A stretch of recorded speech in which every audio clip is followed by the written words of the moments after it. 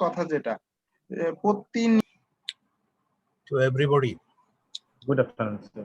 Good afternoon, sir. Good afternoon. So we will begin the class. First of all, I would like to say that this class is not on a regular basis actually, but I want to take the class in order to make you understand that some topics are there in the income tax ordinance for career building. You know, you are a student of chartered accountancy, but ultimately you will become a chartered accountant after passing the examination. And then you have to practice, or you have to work with an organization wherein you have to advise the company or the organization about tax matters. If you practice, definitely tax matters will come to you very prominently. There would be a lot of problems faced by the companies or individuals who will be seeking advice from you. So if you cannot give them proper advice, then you will not be a successful professional or practitioner. So that's why you have to go into details of the income tax ordinance in order to know how to advise the clients. Or even at this point of time, you have to pass the examination. If you know the problems of taxation, definitely you can advise well, you can pass the examination very easily. So this is very important for you. So I like to discuss some of the issues which are important for you and which you must know. It is not only for passing the examination, but also for your practice in the practical world very efficiently. So let us start what a tax is. You have been given a synopsis, of course, by Mr. Abdul Halim. So if you have gone through the synopsis, we are starting with what a tax is. So importantly, I would like to say that tax is very important for each and every country. That is the main source of revenue. Be it direct tax or indirect tax, it actually gives the government most of the revenue for its exchequer. So we will be discussing whether the tax is a direct one or an indirect one. That is the issue to be discussed later on. But first of all, we must know what a tax is. So very elementarily, we can say that this is the main source of revenue for the government, and it is a charge. It is a compulsory charge imposed by the government on an individual or on companies or corporations or any other entities, we would say, because who are taxed? That is another issue. Not everybody is taxed, but we can classify the persons, companies, etc. into various categories for imposition of taxes by the government. So that's why we'll be discussing it later on. But first of all, we must know that this is a compulsory charge. You cannot avoid it. Why it's a compulsory charge? Because you have to pay the taxes imposed by the government, and you cannot expect any return in terms of any product or services from the government. So you have to pay. Why you have to pay? You can ask me why I have to pay where I am not getting any benefit from the government in return. So if there is a question in the examination like this, say for example, if I set a question in the examination, I can ask you why you have to pay taxes, although you are not supposed to get any product or services in return from the government. Still then, why have you to pay taxes? What is the answer? What is your answer?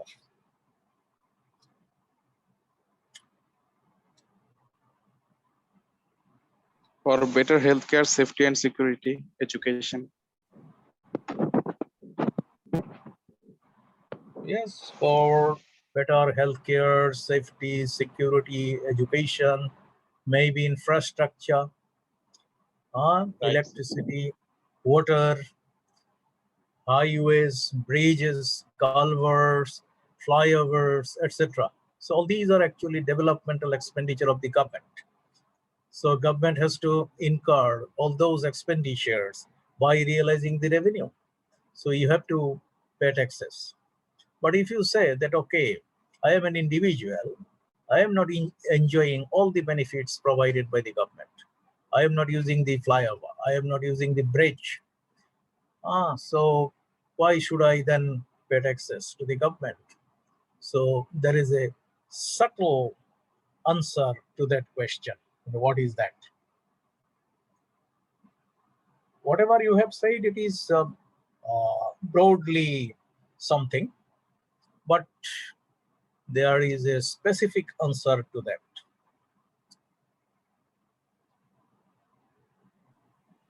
So to ensure economic equality.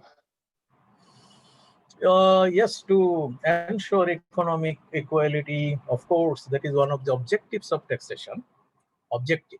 But your question, the question I'm asking you is that when you know that you cannot ask for any return in terms of product or services from the government for payment of taxes, still then, why do you have to pay taxes? Since I'm a citizen of a country, I have a registered member of a country, so I have to pay tax.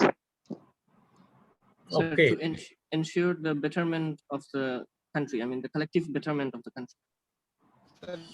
Okay, so you are a member of the country, or you are one of the citizens of the country, that is true. And if you say that, okay, I am a citizen of the country, but I do not earn anything, then why should I pay taxes to the government?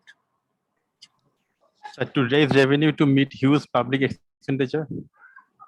But you don't have any income, then why? Sir, if I don't have any income, how can I be a taxable person? Yes, that is the question. And when you are saying that, okay, I am a person who is earning something or earning income, and then I am paying taxes, but I am not getting anything in return. So the answer is, it is because of the protection you are receiving from the government. It is because of the sovereignty that you are enjoying from the government or from the country. So that's why you have to pay taxes to the government, and you cannot claim any return from the government in exchange of your taxes. The government is protecting you from foreign invasion.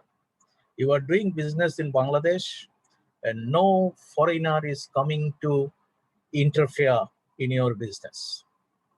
No foreigner is coming to share with your profit. So nobody is asking you that you cannot continue your business here because you are a citizen of the country. Government is giving you protection, and that's why you have to pay taxes to the government, and you cannot ask for any return from the government in exchange of that. So that's why it's a compulsory charge imposed by the government, and you have to pay it off. Is the answer okay to you? Yes, sir. Yes, sir. Yes, sir. Yes, sir. Sure, sir. Okay. Sir, I have a question. All Sir. right. Whatever you have said about the developmental expenditure, that is okay.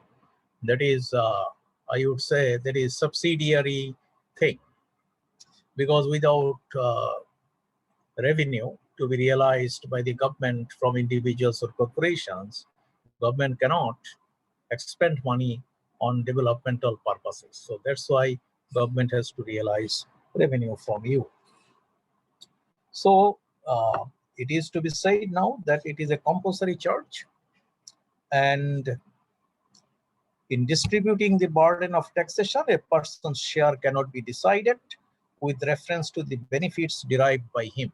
It means that I can say some people will be benefited more, some people would be benefited less. Because if you use the utilities abundantly, definitely you are having the benefits in a prominent way. But if you do not use them, then you are not having the benefits in a prominent way, rather in a very moderate way. So I would say that it cannot be decided in proportion to the utility you are enjoying in terms of the services provided by the government.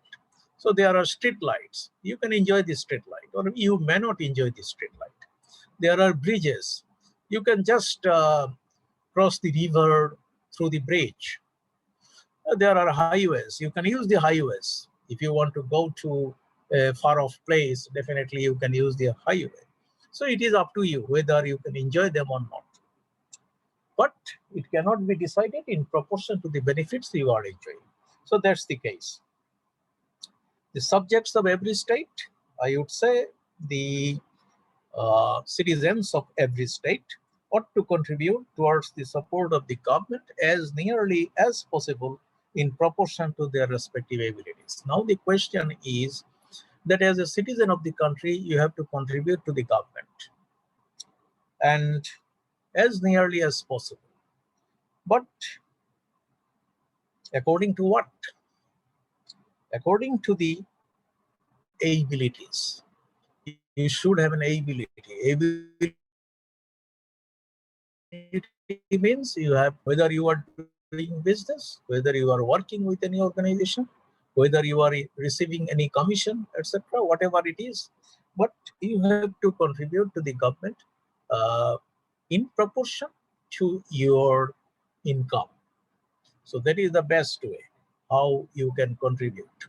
Otherwise, it cannot be a certain sum of money that is imposed on you arbitrarily, or you cannot pay a similar amount of money as others are paying.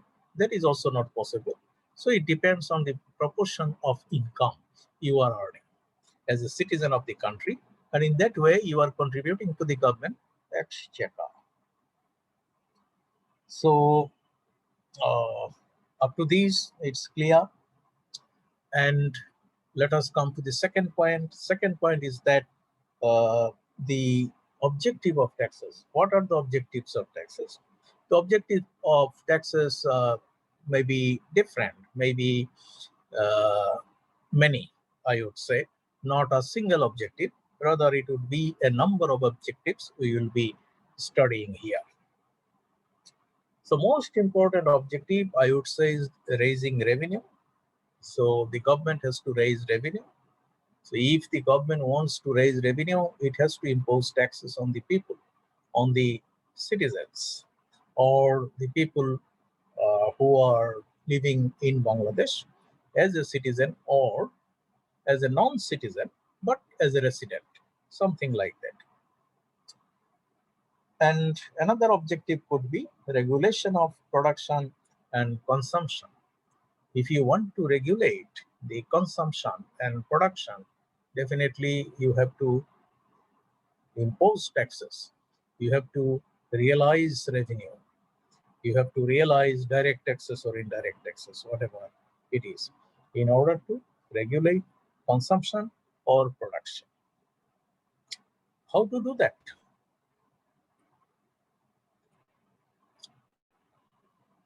If you want to regulate production, it means that government can discourage production or government can encourage production.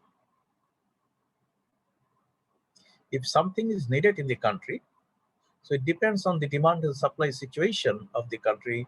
If a particular product is very much needed by the people of the country, government will encourage a producer or an entrepreneur to produce that product in order to meet the demand in the market.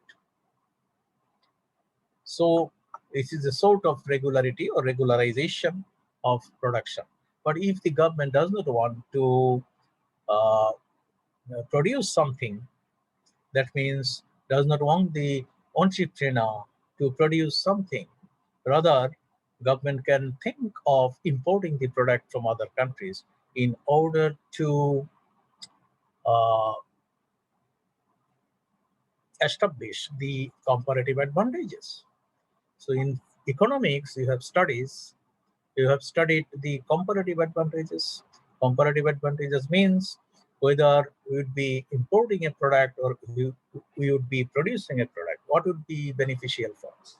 So sometimes production in a particular country is beneficial. Sometimes importation of a product into the country would be beneficial. So we have to think of it. So if the government thinks that this product should be imported into the country rather than being manufactured here, then government can decide to regulate the production. Government can discourage production here. So that is the way. And with regard to regulate the consumption, yes, if you say that, okay, we are having tea, but some people are there who are very much interested in having coffee.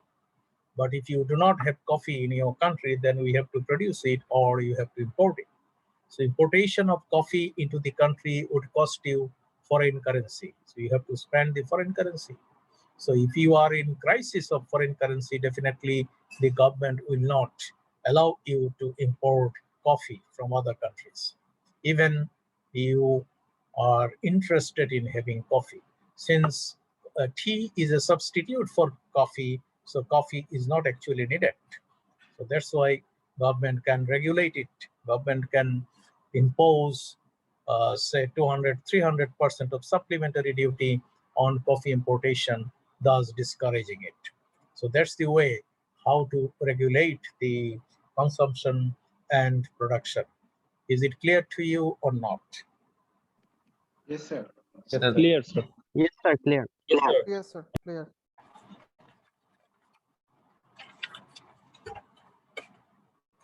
Okay, then another objective of taxation could be encouraging domestic industries.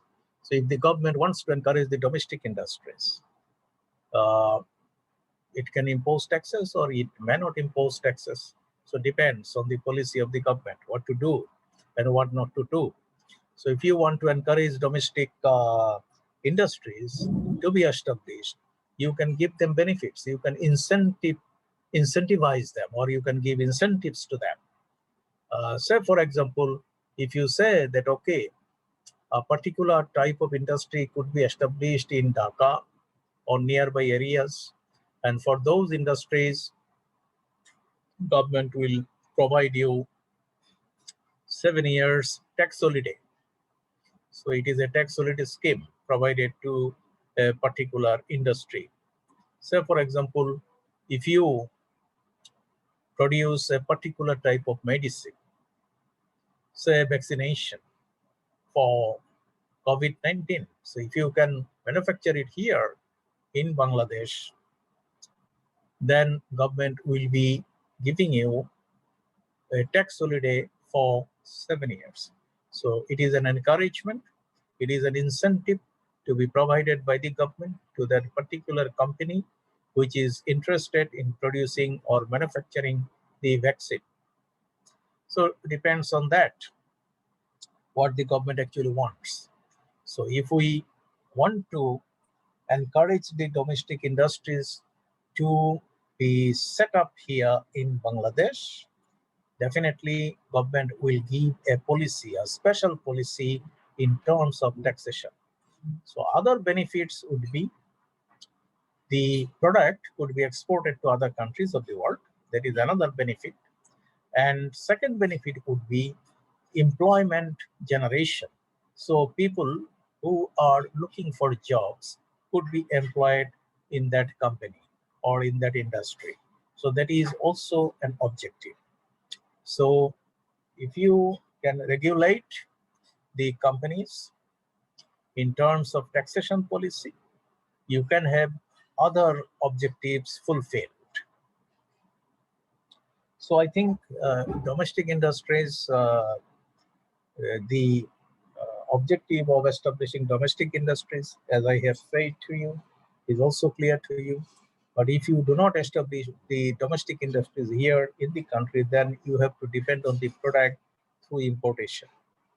So domestic industries could be encouraged for our citizens, or we can invite foreign direct investment. That is also possible because we can ask the foreign entrepreneurs to be here in Bangladesh so that they can set up plants, and the plants could produce a particular product or particular services, and those products or services could be exported to the other countries of the world.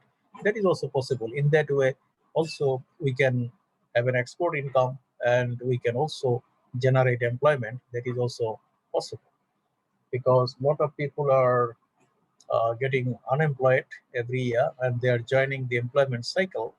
And from the statistics, you can see that 2.5 million people are joining the employment cycle every year. So, so this is not possible for the government to provide them jobs. So it is the private sector which can provide them jobs. So in order for the private sector to be able to provide jobs, they have to be encouraged in terms of production and manufacture. So definitely government has a policy with regard to that.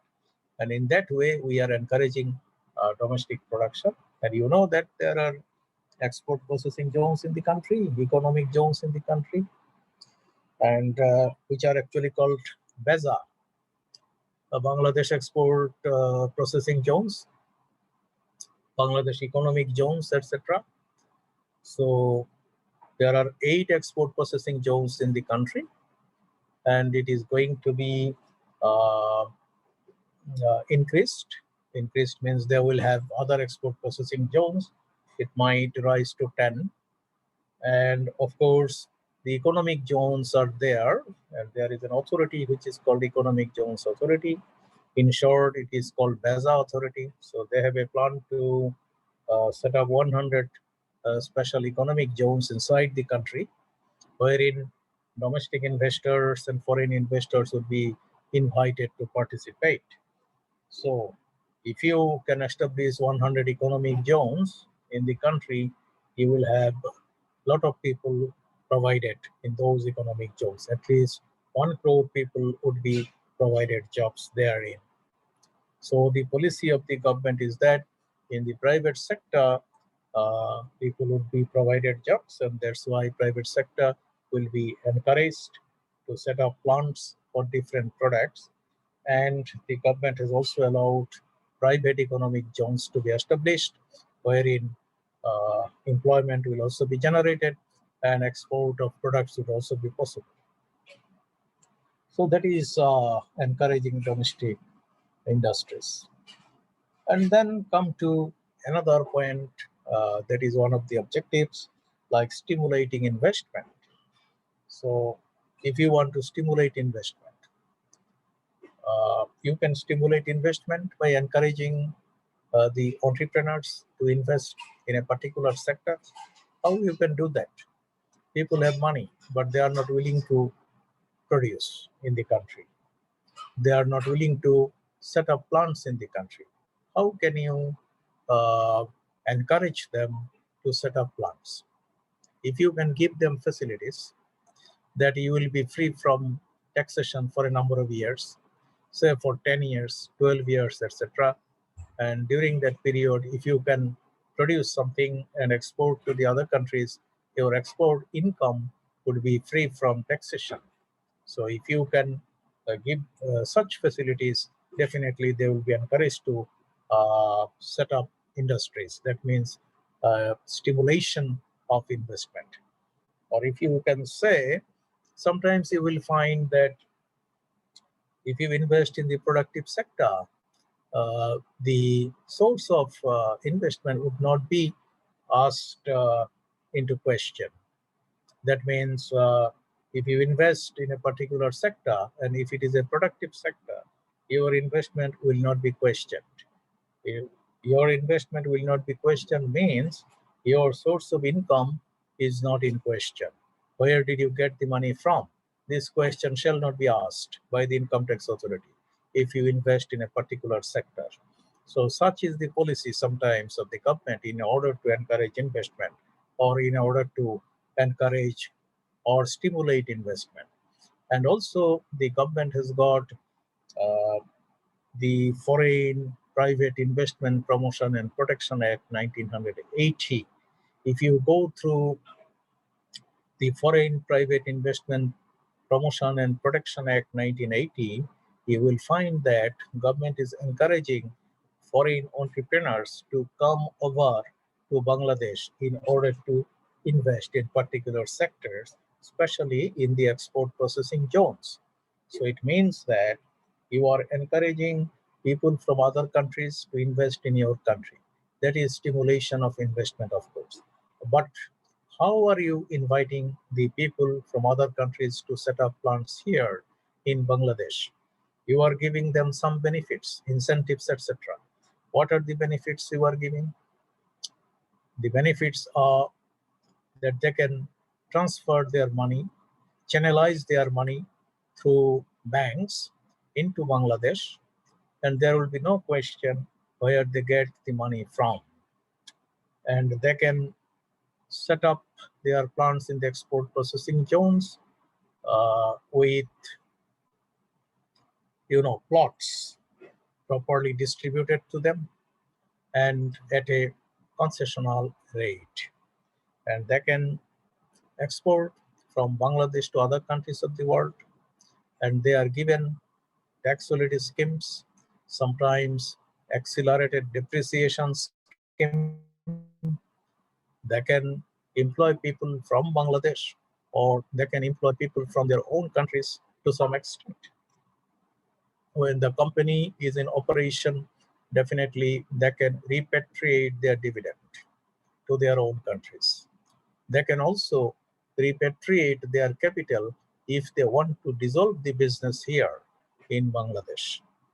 If they have got management staffs from their own countries, the staffs can repatriate 75% of their salary and allowances to their own countries. So these are the benefits you are giving to the foreign investors. Thus, you are stimulating investment.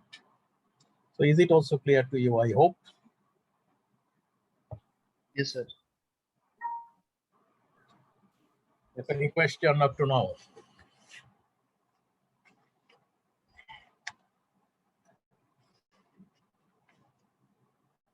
Do you have any question up to now?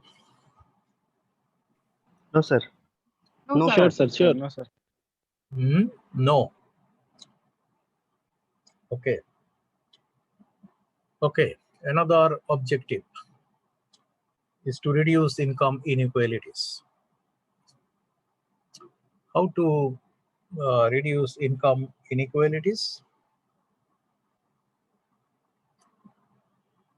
If you tax a person at a rate of 25%, and if you tax a person at a rate of 5% or 10%, so there is a gap between the two. When are you taxing a person at 25%? It means that his income is much higher. And when are you taxing a person at 5%? We can deduce that definitely his income is much lower. So it means that the higher rate of tax is being applied to a person who has got more income, and a lower rate of tax is imposed on a person who is earning less income. So that's why you are just reducing the inequalities, income inequalities. Who is earning more, he is paying more taxes. Who is earning less, he is paying less taxes. So in that way, income inequality is being addressed. Okay, then come to another point. Another objective could be, promoting economic growth. If you want to promote economic growth, definitely there should be a taxation policy, proper policy or appropriate policy, so that taxation growth could be, promoted. Economic growth could be promoted. So you should increase your production, you could increase your export, you could increase employment, and you can generate GDP. You can contribute to the capacity of people in terms of their per capita income.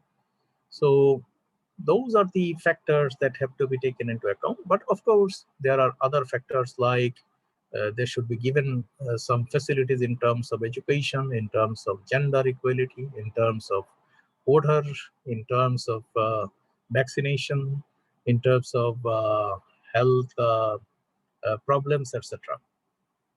So economic growth is an overall growth. So there are so many factors contributing to the economic growth. But the policy of taxation that actually contributes to the overall economic growth, because every sector which is doing something, which is producing, which is providing services, etc., is related to the taxation policy of the government. Because it might be a direct taxation policy, it might be an indirect taxation policy. If you want to produce something here in the country, and if you do not have the raw materials, you have to import the raw materials. But if the government imposes so much taxes on the importation of the raw material, you cannot be competitive in terms of the product. So it will be very costly for you and you cannot contribute. But if the government actually allows you to do something by importing raw materials from other countries, the government can impose zero tax on the raw materials because that product is needed in the country. So that's why everything, whatever you do,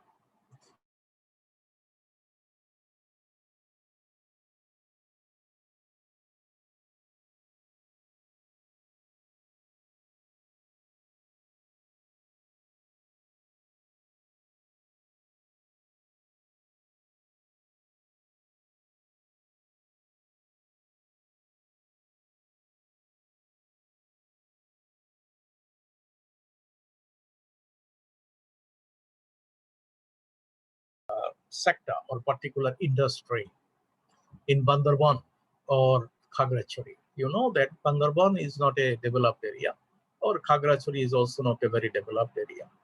So if you want to develop those areas, you can ask for some industries to be set up with tax holidays period for 15 years.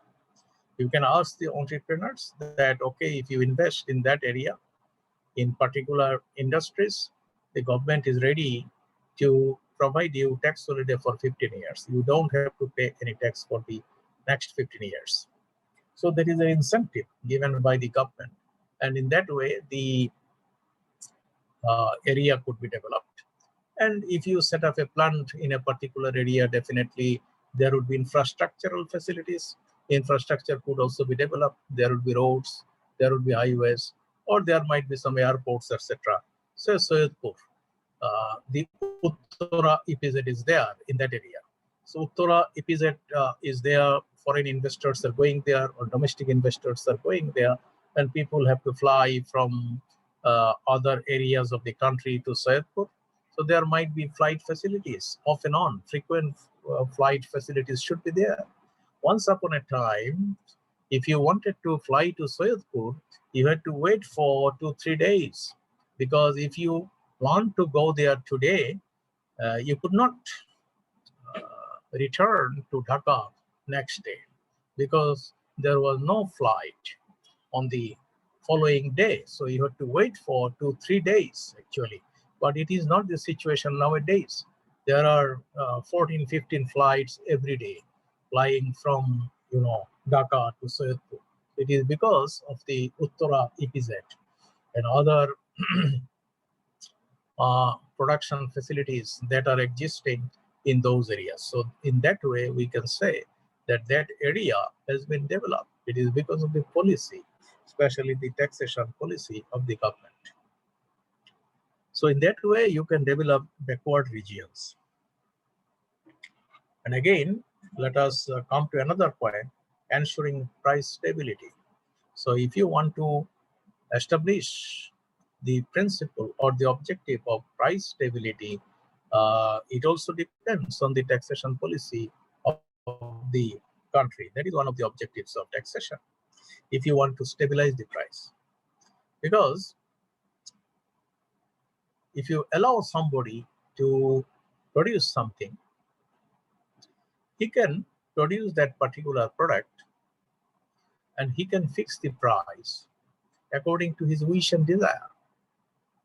If the production cost is taka 100, and if he fixes the selling price at taka 250, you cannot say anything. What you can say in terms of taxation policy, you can impose taxes. You can impose VAT on the production. You can impose taxation, that means direct tax, income tax, or corporate tax on the company. So that way you can control the prices. Or how you can stabilize the price? Say, for example, you have got farmers in your country. They are producing rice. No, sir. They will not be interested in producing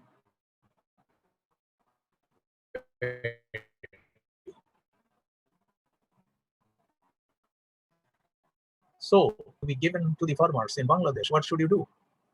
And there should be a restriction on the importation of rice from other countries.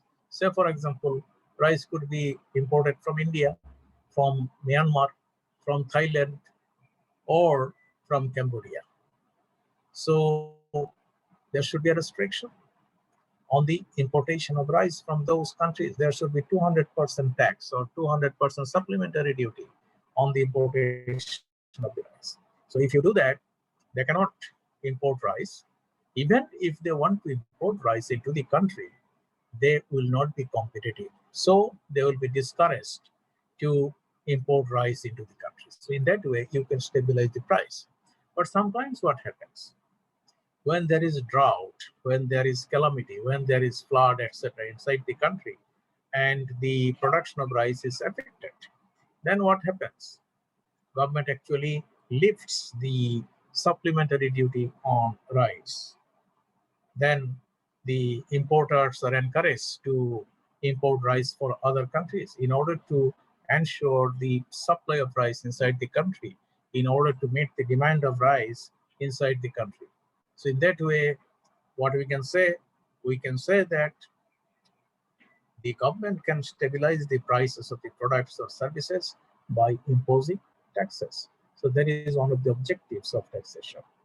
So I have actually discussed a number of objectives of taxation. You can remember those, and questions may also come in the examination with regard to the objectives of taxation. The question will not be very straightforward, that of what are the objectives of taxation, but you can be given a case. How to stabilize the price of a product, give some examples. How to stimulate investment, whether the investment should be limited to the domestic investors or it should be limited to foreign investors as well. What is your answer? What are the arguments you will be placing while answering the questions? Whether we'll be limiting to our own entrepreneurs, or whether we will be inviting the foreign entrepreneurs. What are the benefits, advantages, disadvantages between the two?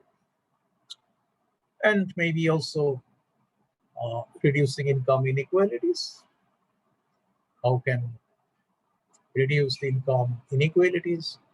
What are the suggestions you will be placing before the government in order to reduce income inequality? And who should be given opportunities and who should not be given opportunities? So you can cite some examples, and you should have some arguments against your proposal, definitely. So up to now, is it okay for you? Yes, sir. Okay. Then let us go to direct tax and indirect tax.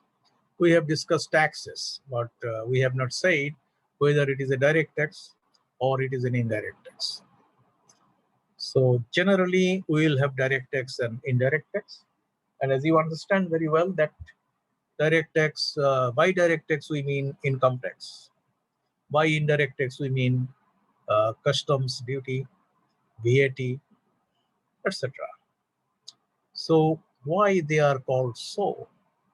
Why income tax is called direct tax and why VAT or customs duty is called indirect tax?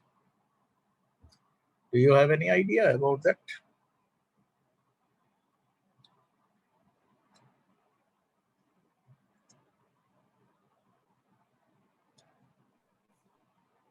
Yes, sir. So direct tax is the tax which may be provided by an individual or company or entity directly. And indirect tax is cannot be traced directly, sir.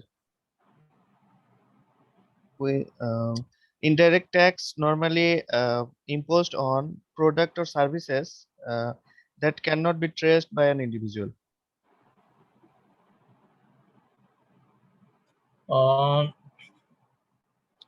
It's not like that really, but you can understand it in a better way. It means that when the tax burden is borne by the individual on which the tax is imposed is a direct tax.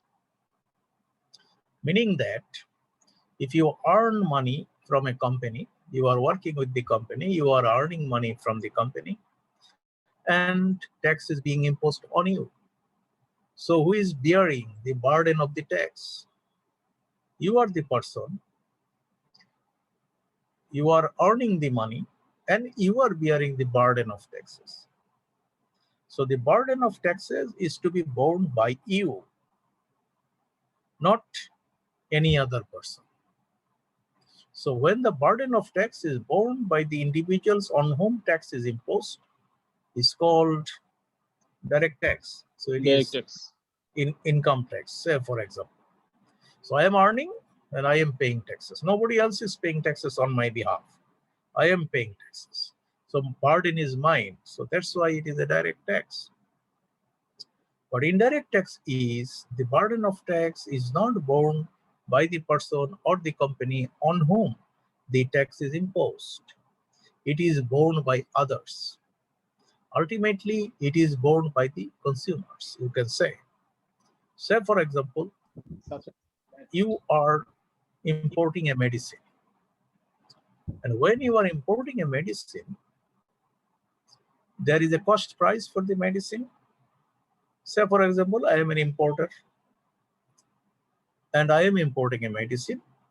So there is a cost price for the medicine plus the import duty. Say, for example, the import duty is 100%. So if I buy the medicine at Taka 100, I am also paying taxes or import duty at another Taka 100. It means the cost of the product is 200. 200. Yes. Right. So I am paying 200 Taka as an importer. And I am now selling the product to my distributor or to the wholesaler. Say, for example, wholesaler in the Mitford market.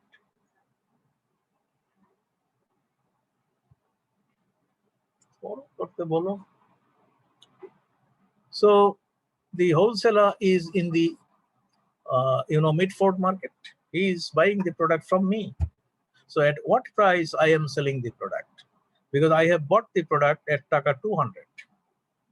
Now I will add a profit. Say 10% I will add. So my selling price to the wholesaler would be 220 Taka. 20. So I am selling the product at 220 Taka to the wholesaler. And the wholesaler would be selling the product to the retailer. Say another pharmacy located in Dhanmondi, it's purchasing the product from that wholesaler of the Mitford market. So that wholesaler is selling the product, adding some profit to the cost price. And his cost price was 220. And now he is adding, say, again 10%. So he is adding taka 22 to 220. So his selling price would be 242 taka. 242. Okay. So this 242 taka would be the price of the retailer of Dhanmondi. And 242 taka will be the cost of the retailer. Now he will be selling the product to the general people. So general people will be purchasing that product. And his cost price is 242 taka. Now he will be selling the product at taka 250 or 260, whatever it is. So what ultimately happens? Ultimately, it happens that the consumer who is consuming the product or using the product is paying the cost and import duty. That means import duty is imposed on the consumer. Is it okay? Understandable to you? Yes, sir. Yes, understand, sir. Clear, sir. Okay. So that's why we are just differentiating between the two, that is direct tax and indirect tax. Indirect tax is the tax whose burden is borne by the ultimate consumer, not the importer, not the wholesaler, nor the retailer. And the direct tax is that tax whose tax burden is borne by the person concerned or the company concerned on whom tax is imposed. So that you can remember. It's not difficult, it's easy. Now, let us come to another point. As we understand that each country should have a taxation policy, should have a taxation system, and it is the major source of revenue for each and every government. So there is no denying the fact that we can avoid realizing taxes. Since we cannot avoid realizing taxes, that's why we should have a very good policy, should have a good taxation system in the country. If you want to introduce a very good taxation system in the country,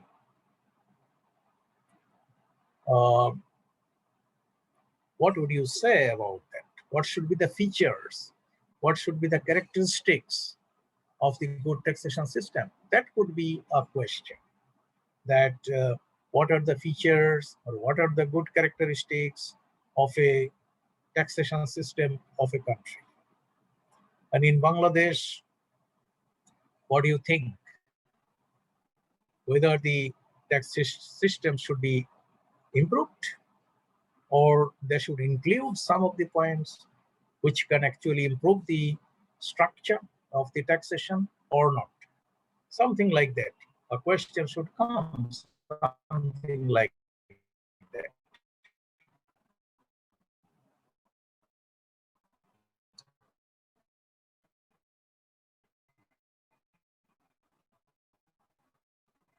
So these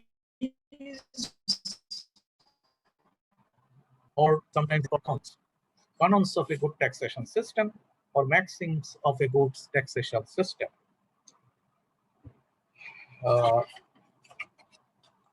We should remember the father of modern taxes. The father of modern taxes is Adam Smith. He was an economist, a Scottish economist. He was born in Scotland, and he introduced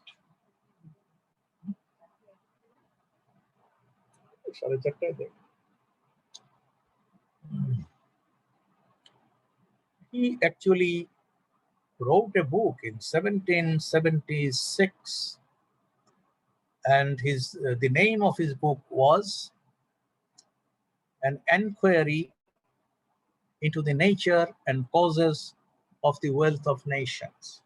So that was the book written by him in 1776. And he actually wrote about the features of a good taxation system in a country. And Adam Smith is called the father of modern taxes, and the other economists actually followed him later on. So he gave us 4 principles of good taxation, and those principles are followed by everybody. Each and every country follows those 4 principles or maxims of taxation. Of course, other economists introduced some of characteristics later on. Those are in addition to the characteristics introduced by Mr. Adam Smith. So those are additional, but major characteristics are from Mr. Adam Smith. So let us now learn the characteristics given by Mr. Adam Smith.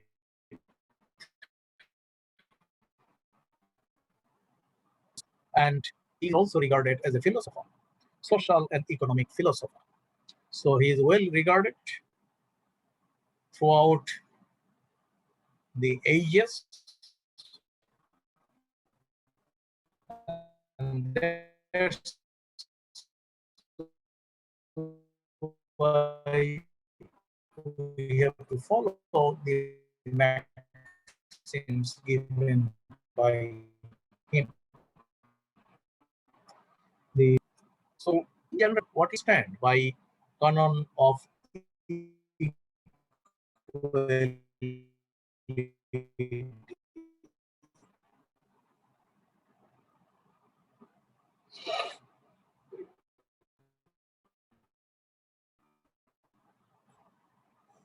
From the very name of the Canon of Equality, what can we understand without going into detail of it?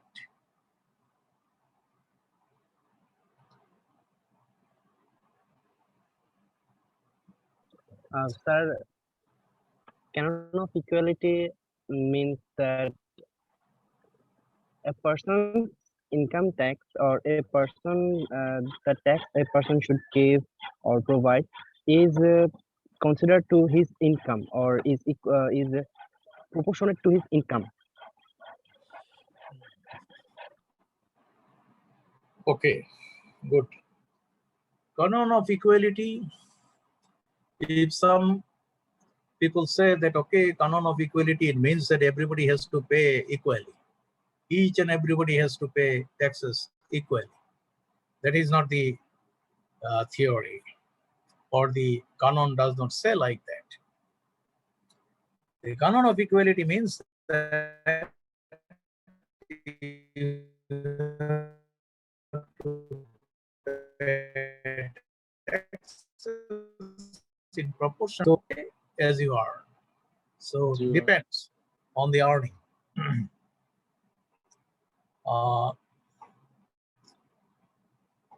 It is also called equality of sacrifice theory.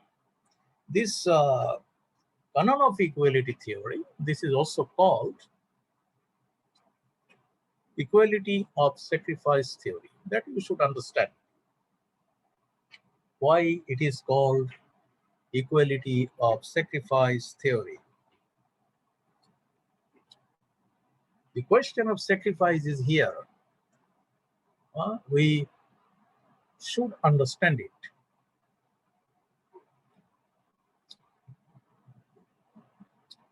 You have said that tax has to be paid in proportion to the income earned by an individual. That is okay.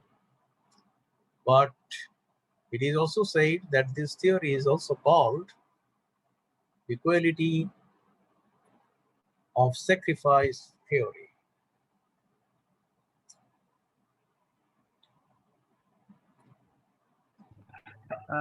Maybe, sir, it indicates that the rate of income tax or the rate of tax should be equal. Rate of tax should not be equal. No, because it cannot be equal. If you say that it depends on the income earned by an individual, it means that your earning should be higher, my earning should be lower. So rate of taxes cannot be equal. Sir, it Should means also like depend. you earn more, you pay more. Yes. Is it something like that, sir? Yeah, you earn more, you pay more. But still then a question exists. The question is equality of sacrifice theory. Theory means, for example, if you earn taka 50 and if you pay taxes at the rate of 10%, you are paying taka 5. Okay. Investment exemption, sir. No, that is a different thing. I am not discussing that issue now. We are discussing something very straightforward. So you are earning 50, you are paying taxes at the rate of 10%, which is taka 5. And I am earning taka 500 and I am paying taxes at the rate of 10%, which is taka 50. In the earlier case, you paid taxes at taka 5, and in my case, I am paying taxes at taka 50. So both of us are paying taxes at the rate of 10%. But do you think taka 50 and taka 5 are the same? No, sir. No, sir. 50 is higher. Figure-wise, they are not same. One is taka 5, another is taka 50. Of course, figure-wise, they are different. But is there anything else here? Percentage is same. Sir, both of them provide 10%. Yes, that is also true. Both of them are paying taxes at 10%. That is true. But is there anything else? Can you smell something here? That is that if you earn 50, you have to pay tax at the rate of 10%. But if you earn 500, that's you're earning more. So if you pay more, so the rate should be higher at this point. Yeah, the rate should be higher, of course. Why not? Because you are earning more, so your rate should be higher. That is very logical. I understand. But let us suppose in this case that up to a certain limit, you see rate is same up to a certain limit. So let us suppose that the rate is okay up to 500. The rate is say 10%. So you are earning taka 50, no problem, and somebody else is earning taka 500. That is also not a problem, and rate remains the same.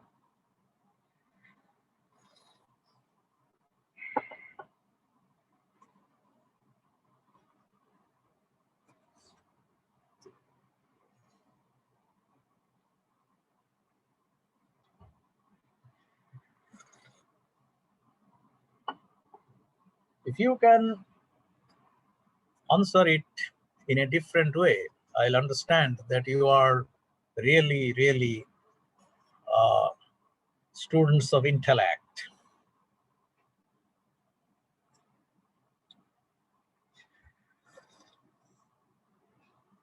And chartered accountants should know this.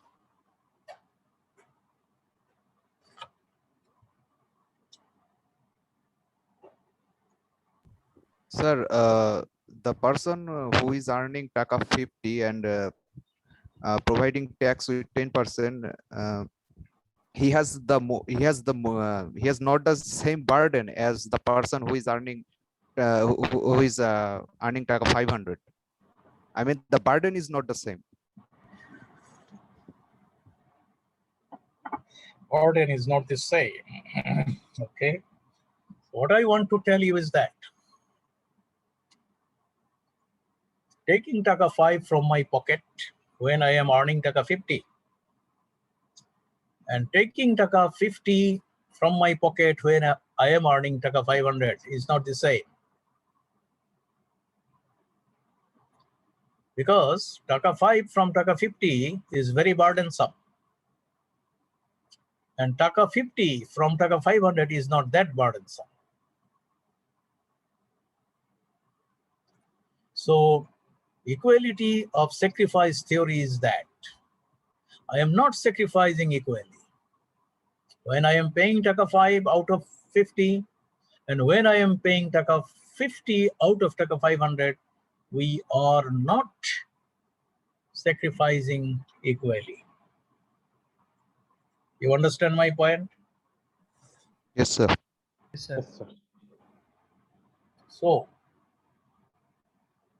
the question arises that the person who is earning taka 500 should be taxed at a much higher rate.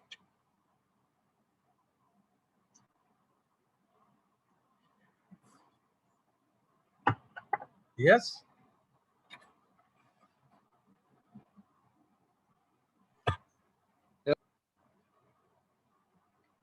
Okay, so that was the first principle introduced by Mr. Adam Smith. You can say that is the first maxim, that is the canon of equality. And then you come to second point, canon of certainty. His second maxim was canon of certainty. It means that tax has to be certain and arbitrary. A person should know what, when, and how he has to pay taxes. A state should also know how much it will receive from tax. So if you are earning income and if you are to pay taxes, you must know when you are to pay taxes, how much you have to pay as taxes, and when you have to pay taxes. That should be known to you. And the government should also know what amount of taxes government can realize, maybe plus minus, but there should be an estimate, a logical estimate, a realistic estimate should be there. So government would also be able to understand that what should be the size of the developmental expenditure in the budget. Since the revenue expenditure would be such, then the developmental expenditure would be another figure in consistence with the revenue expenditure. So in that way, the taxpayer should know when he has to pay taxes. He understands that at the end of the financial year, he has to complete his account. It means that he knows how much salary he has drawn from the company, how much taxes has been deducted at source, what amount of investment he has made during the year, and how much he has to pay taxes. So he also knows that he has to submit the return on the 30th day of November or before. And the financial year is ending on the 30th day of June. So from the first day of July, he can prepare his return of income and he can submit the return. And the government also knows that on 30th November, people would be submitting their returns. And the number of returns submitted by the people in the last year was this.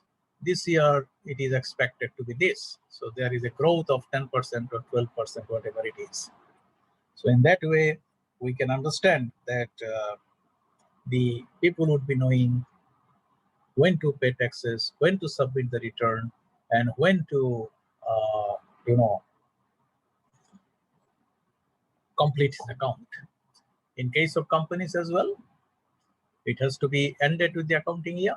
And after the accounting year is over, the company has to prepare its accounts, and within a certain period of time, as per the income tax ordinance, they have to submit the returns to the deputy commissioners of taxes.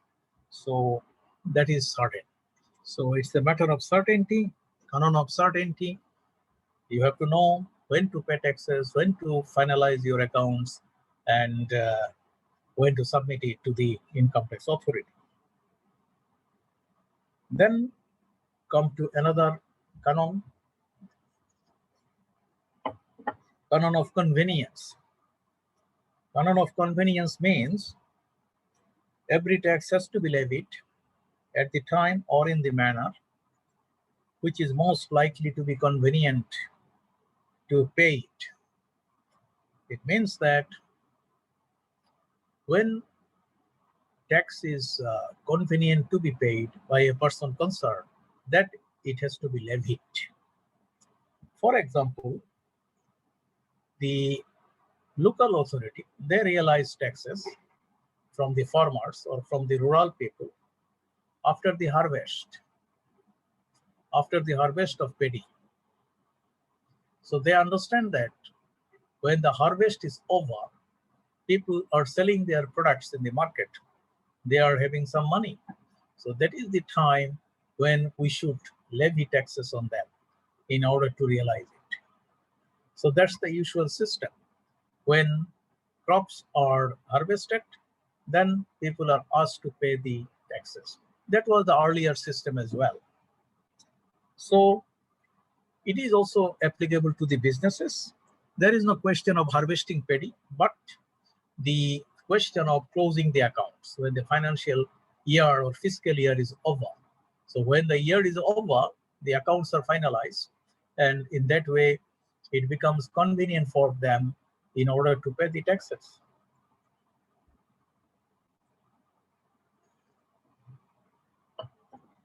Then, canon of economy. The cost of collection should be as small as possible. If the bulk of tax is spent on the collection,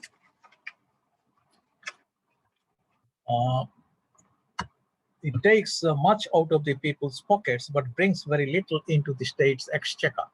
It means that whatever taxes you realize, the cost of collecting the taxes should be as little as possible. Because if bulk of the realized taxes is spent on collecting it, then it is not economical. And if it is not economical, then the government will be losing revenue. So that's why government does not want to spend much money in realizing taxes. So these are the 4 principles introduced by Mr. Adam Smith. But as I told you before, that other economists, they also introduced some other principles in addition to the principles introduced by Mr. Adam Smith. So those principles are to be known to us, and you have to know it. So whenever you are asked a question in the examination that what are the principles introduced by Mr. Adam Smith? If you are asked like that, then you will answer the 4 principles or maxims introduced by Mr. Adam Smith. But if you are asked to give the good principles of a taxation system or principles of a good taxation system, then you can write the principles introduced by Adam Smith as well as the principles introduced by other economists. So you have to know the principles introduced by other economists.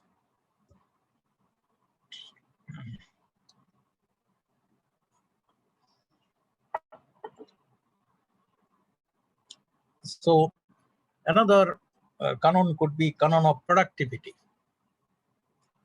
Canon of productivity means a tax should bring in a substantial amount of money to the state exchequer. So it means that the tax should be substantial. It should not be a very mere figure, a very little figure, which is not sufficient enough for the government to run the country. It should be a substantial figure.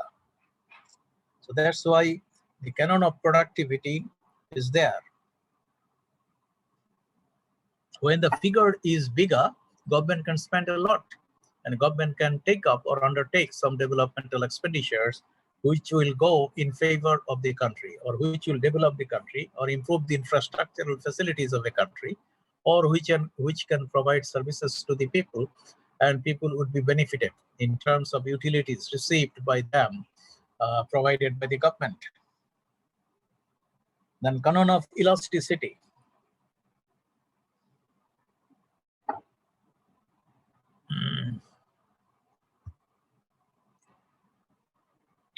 This canon points out that a tax automatically brings in more revenue as the country's population or income increases. So when the population of a country increases, definitely it will bring in some more taxes. So as the population increases, the income will definitely increase. So that is the theory. So if it does not increase, it means that it is not actually a theory of elasticity. Rather, it will be different, opposite to that.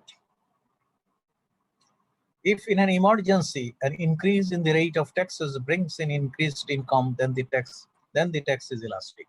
When you can say that the rate of tax is increased in order to bring in increased income, it means that the rate is elastic. If you say that if the rate is increased and total income is not increasing, it means that it is not elastic. Then another canon, which is called Canon of Simplicity. It means that the taxation system of a country should be simple, not complicated or cumbersome. It should not be cumbersome, but it should be very simple. Otherwise, there would be confusion and even corruption. So it can create corruption in the minds of the people, especially the taxpayers, and it can also establish corruption. The assessee has to go to the lawyer, and the lawyer may take advantage of the complication. Even the assessing officer may take advantage of the complications. It means that when taxation system is very difficult or complicated, the lawyers, ITP, there could be barristers, there could be advocates, there could be income tax practitioners, there could be chartered accountants, there could be cost and management accountants, etc., who will be practicing income tax. They can take advantage of the situation. Even the assessing officers means deputy commissioners of taxes, they can also take advantage of the situation. It means that the assessee does not understand the nitty-gritty of the taxation, how to calculate the taxes, how much he has to pay taxes, what would be the simple interest, what would be the delayed interest, and what would be the investment allowances. So if he does not know how to calculate those, then he will take assistance of a tax lawyer, and the lawyers may take advantage of the situation. I am not saying that everybody takes the advantage of the situation, but there is a possibility that one can take advantage of the situation because of the ignorance of the taxpayer. So that's why it is suggested that the taxation system of a country should be as simple as possible, so that everybody understands how he has to pay taxes and what would be the figure he has to pay as taxes for the particular year. Exactly. Okay. Then another canon is there, which is called Canon of Variety. Canon of Variety means the tax system should be diversified. Reliance on just a few taxes is risky. There should be a wide coverage over commodities and persons. It means that wherever you are imposing taxes, it should be diversified. You should not just focus on one or two items. Rather, you should focus on a variety of items, so that if you cannot realize taxes from one product or one service or one person or one section, then you can realize taxes from another section or another person or another product or another service. So in that way, you can set off losses against the profits, or you can make profits out of the various products and services or sections or categories of the taxpayers. So in that way, diversification is also needed. So whenever you find that a taxation system is very diverse in this country, you can say that this is good for the country. Say, for example, uh, customs duty is there, VAT is there, supplementary duty is there, income tax is there, wealth tax is there, gift tax is there, estate duty is there. So if there are so many variety of taxes in a country, then of course the government can realize taxes in a very substantial figure. It's because of the variety. So in that way, we have to calculate it. It does not mean that government is burdening everybody to pay taxes. Rather, it's a system which could be introduced in the country in order to diversify it. If you diversify taxes, a particular class of people could be given less burden. Other class of people could be given less burden. And in that way, overall taxes realization would be substantial for the government. Nobody has to bear the taxes in a very burdensome way. So that's the desire, that's the system. Then you come to another point, which is called Canon of Flexibilities. Flexibility connotes the absence of rigidity in the taxation system. It means that there should be some sort of flexibility in the taxation system, and there should not be a particular rigidity in the taxation policy. A flexible tax system quickly adjusts to the new condition.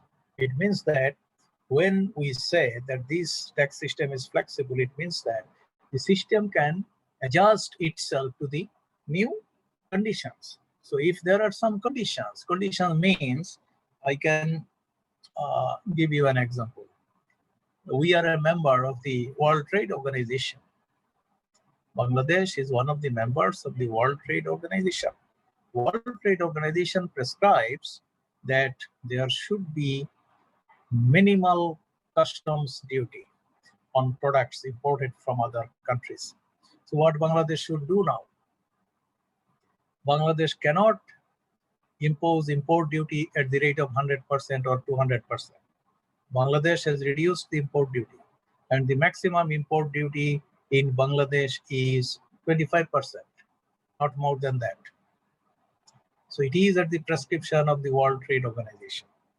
So when the taxation system is flexible, it means that we can adjust to some of the new conditions. And sometimes the import duty will come down to zero, because that is also the prescription of the World Trade Organization. So someday will come, it's not very far from now, and the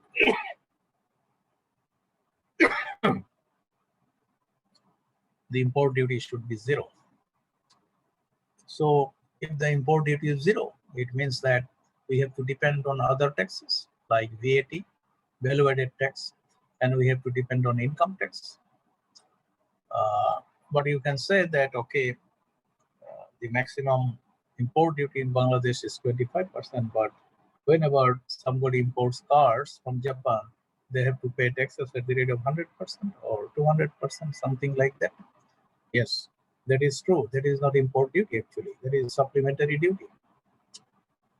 Supplementary duty is imposed on some luxury products because we do not want to spend much money in terms of foreign currency. So that's why we are discouraging importation of some of the luxury products which are not needed for us in the country. So that's why this kind of supplementary duty is imposed, and that is not customs duty.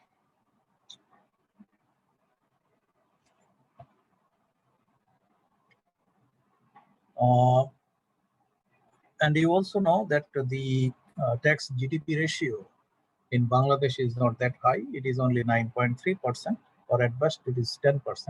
So tax GDP ratio should be much higher because the tax net should be expanded, and more and more people should come under the tax net so that they are liable to pay taxes and the revenue of the government is increased. So in that way, we can say that the direct tax and indirect tax should be differentiated, and there are some advantages of direct tax and there are some advantages of indirect taxes. But indirect tax, the ultimate consumer is the bearer of the burden, whoever he is, because the consumer sometimes is a poor person, but he has to bear the same burden as the rich person, because when he buys a bread from the supermarket, he pays the same amount as the rich person pays. So the burden of tax is similar, not changing. So in that way, indirect tax is not very much desirable. So I hope we have understood it. The concept is clear to us. If you have any question, you can ask me any question you like.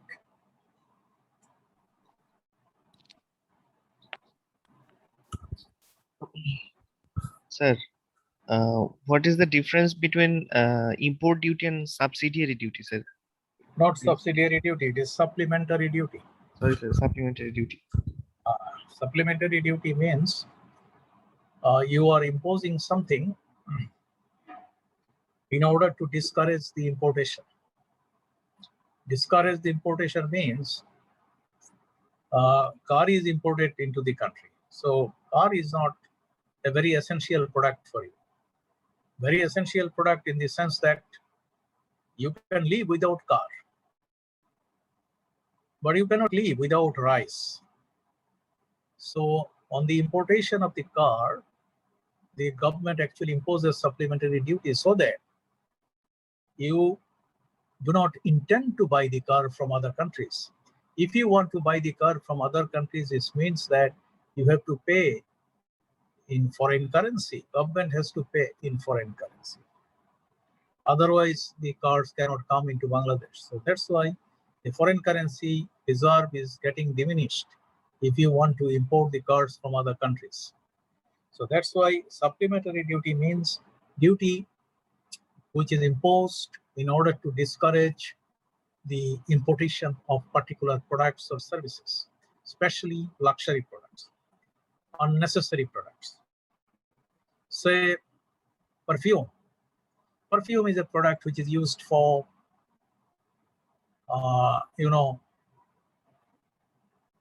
what should I say? This is used for showing off. It is not Exactly, an sir. it is not an essential product that you have to use it. But if you use it, it means that you have used something which is very costly, and it indicates that you have got some money, you are a wealthy person, you are a rich person. And that is a status symbol maybe in the society, but you need not use it. So in order to discourage the use of fragrance or perfume, government imposes supplementary duty on that. So is it understandable to you now? Yes, sir. Okay. Sir, the canon of Yes. equality, you're definitely trying to get something out from us, but we failed to provide you with that information. If you kindly just tell us, what's the difference between that 5 taka on 50 and 50 taka? Oh, I see. Okay. Okay. So I am saying that canon of equality, it does not mean that everybody has to pay taxes equally. So you have understood it, that you are paying taxes according to the proportion of income. So tax is imposed on the proportion of income you are earning. So pay as you earn. That means whatever I earn, I pay according to that. So that is the theory, but it is sometimes called equality of sacrifice theory. If you say that I am paying taxes at the rate of 10%, so if your income is taka 50, you are paying at the rate of 10%. If my income is taka 500, I am also paying at the rate of 10% because rate of taxes for these figures are same. But equality of sacrifice theory means that although we are paying at the rate of 10% on our incomes, sacrifice is not similar. What I am sacrificing as tax and what you are sacrificing as tax, they are not the same. When you are paying taxes, it means that you are sacrificing because you are not getting anything in return of that. So as I told you before, at the beginning of my class, I told you that it is a compulsory charge and you cannot expect anything in return from the government in terms of product or services. So you are paying taxes means you are sacrificing. So in the example, somebody is paying taka 5, somebody is paying taka 50. So these two figures are different. But from the standpoint of equality, the sacrifices are not the same. When your income is small, that means your income is taka 50, you are paying taka 5 as tax. This is burdensome, although you are paying at the rate of 10%. And I am paying taka 50 out of taka 500. And I am also paying at the rate of 10%. But my sacrifice of taka 50 is different from your sacrifice of taka 5 because it is more burdensome on you than mine. Although my figure is higher than your figure. I am paying 50, you are paying 5. You are paying small, I am paying high. But still then, sacrifice is not equal. You are sacrificing more. I am not sacrificing more because I am paying taka 50 out of 500. You are paying taka 5 out of 50. So that's why I would like to say that when I am earning taka 500, my rate of tax should be much higher than yours. Otherwise, sacrifice will not be the same. That I wanted to mean. Thank you, sir. Is it okay? Yes, sir. Sir. Okay. Sir, When you if need I earn more, yes. so my tax rate is higher. Yes, should be higher.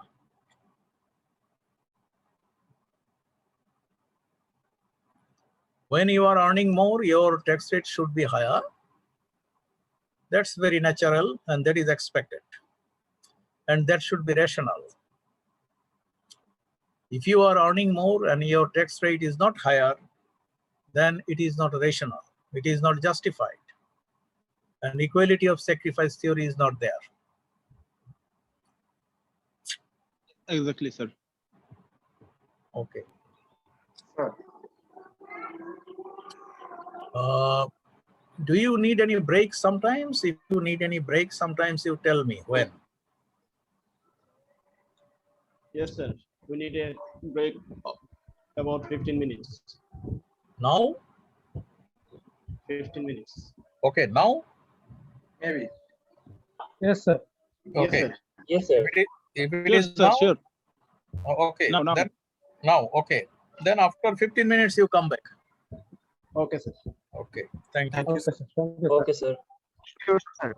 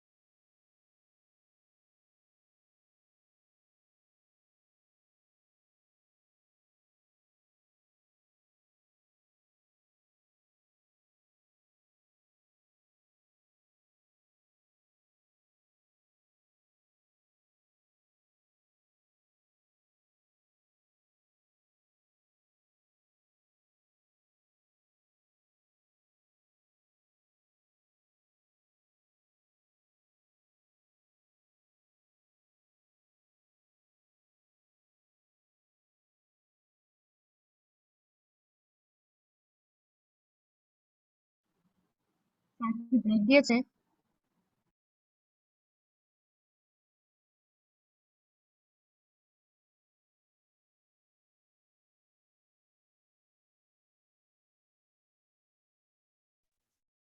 G sir 15 মিনিটের break দিয়েছে।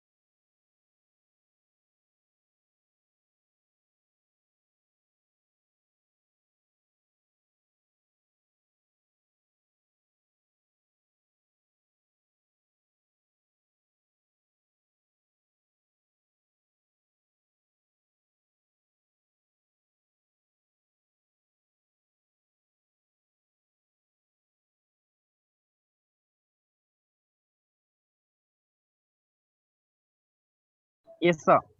Yes, sir. Yes, sir. Okay. Now we can start with another topic, which is called nature of direct taxes. What is the nature of a direct tax?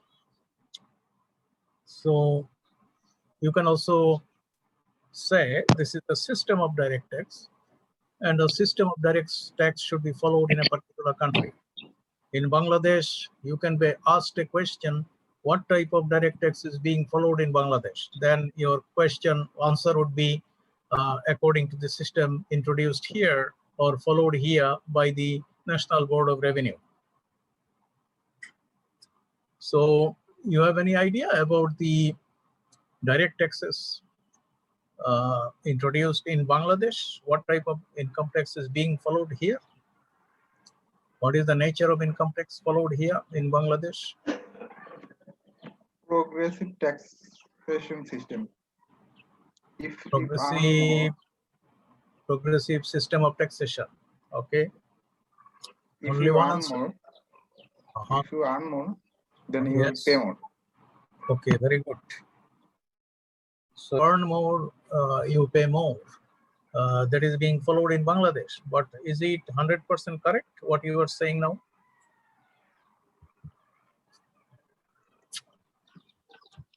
Sometimes it may be proportional.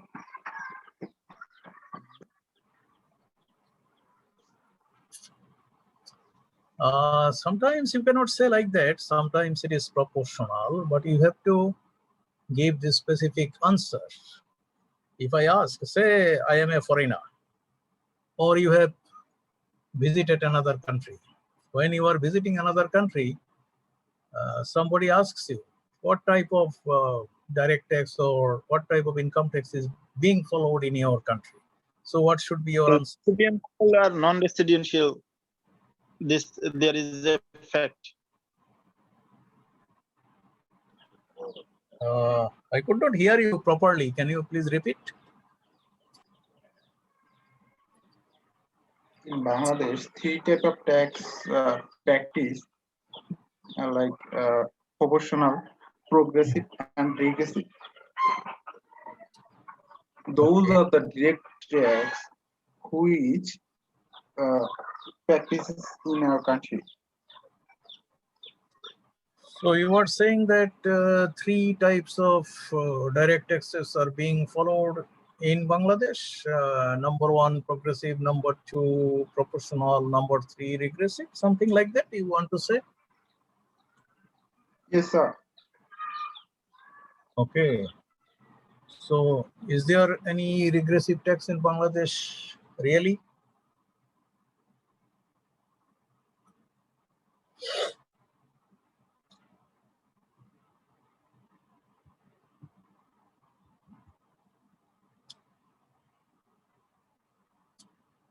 No, sir, I'm not sure. Okay, if you are not sure, then okay. No, sir. Okay. So in Bangladesh, this is a blend of direct tax in terms of progressive and proportional nature. So the direct tax in Bangladesh, you can better say the direct tax in Bangladesh is a blend of progressive and proportional in nature. How it is progressive, you know it very well, that when the income increases, the rate of tax will also increase.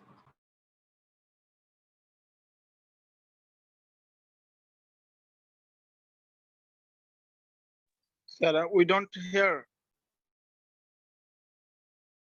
Sir, we can't hear you. Okay, can you hear me now? Yes, sir. Yes, sir, we can. Sir, yes, sir. So what I was saying is that the direct tax in Bangladesh is a blend of progressive and proportional tax. Is a blend. Blend means it is a mixture. It is a mixture of progressive and proportional tax. So if you look at the slabs, so you know the slabs for individuals, generally there is a slab. So Up to taka 3 lakhs for an individual, there is no tax, isn't it? Yes, sir. Yes, sir. Yes, sir. Yes, sir. When there is no tax for taka 3 lakh, what it is said? Taxable, no taxable income. The No tax-free taxable It is zero. income. Tax rate is zero. So tax-free income. If I ask you, what is a general exemption limit in Bangladesh? If somebody asks you, 3 lakh. 3 lakh. The when taxable income is 3 lakh, there is exemption. So this is called general exemption limit. This is not taxable, non-taxable. No, you cannot say like that. You have to say that this is the general exemption limit. 3 If lakh. I ask Yes, you yes, sir. what is the general exemption limit in Bangladesh for individuals, you will say it is taka 3 lakhs. Okay, Okay, okay, sir. right. Okay. After 3 lakhs or up to 3 lakhs, up to 3 lakhs, this is 0%. It means that this is 0%. No tax is imposed on that income. After 3 lakhs, taka 1 lakh, the tax will be 5%. That means after 3 lakhs taka of your income, 5% tax will be imposed on the next 1 lakh taka. So if your income is 4 lakh taka, it means that your tax will be 5,000 taka. Is it okay? Okay, okay. Yes, it is. Yes, sir. Then you come to another slab. Next taka 3 lakh. When you have income more than taka 4 lakhs, say you have got taka 7 lakhs of income.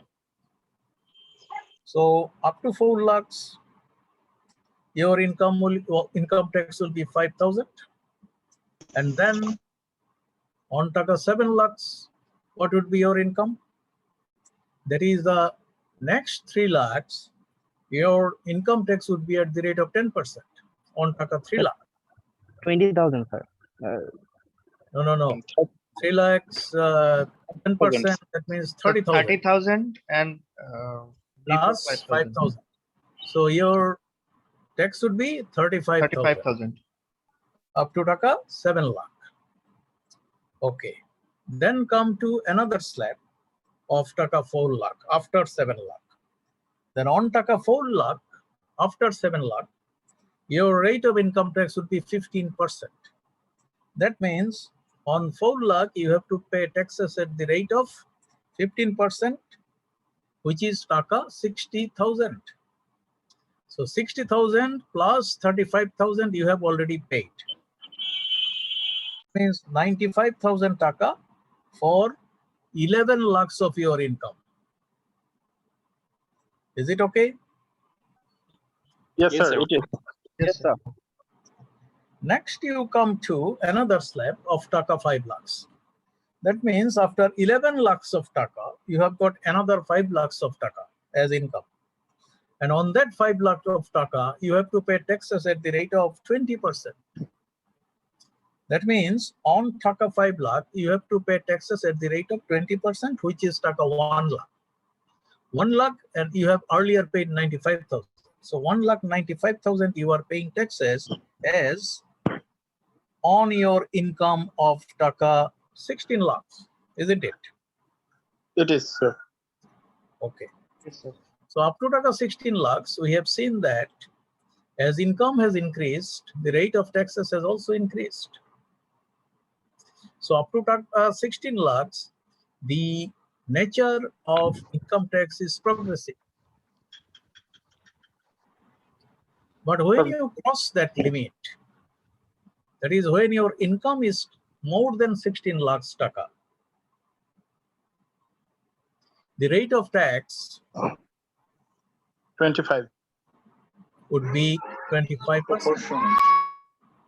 That means if your income is 20 lakhs taka, then up to 16 lakhs taka, your income tax was 1,95,000. And on the rest amount of 4 lakhs taka, it would be at the rate of 25%. That means 1 lakh taka. 1 lakh taka plus 1,95,000 taka, 2,95,000 taka for your income of 20 lakhs. 20 lakhs. So after 16 lakhs, we see that the rate is stable, that the rate is fixed. It means that if you have 50 lakhs of taka as your income, so your rate will be at the rate of 25% after 16 lakhs. No change. So this is proportional. And up to 16 lakhs, that was progressive. But there is no regressive tax in Bangladesh, as somebody said. Regressive tax should be when your income increases, the rate of tax will decrease. It means that if your income is 50 lakhs taka, your rate of tax will be 25%. But if your tax is taka 60 lakhs, your rate of tax would be 20% rather than 25%. So if it is so, then it will be called regressive taxation or regressive system of tax. So we understand that the nature of taxation, direct tax or income tax in Bangladesh, is both progressive and proportional, or it is a mixture of proportional and progressive in nature. Is it okay for you? Yes, sir. Okay. Yes, sir. Okay. Now, we have to understand what will be taxed and what would not be taxed. So in relation to that, primary consideration would be your receipt. So income means your receipt. You are earning something, it is your receipt. What kind of receipt is it? So you have to understand the nature of the receipt as well as the nature of the expenditure. You have to understand in order to calculate taxes or in order to justify what should be taxed and what should not be taxed. So primary consideration is receipt. And I am working with an organization and the organization is paying me salary and I am paying taxes on that salary as my income. But if I receive something which is not in that nature, say I received an amount of money from my son or from my father, an amount of money, 10 lakhs taka, 20 lakhs taka I received from him.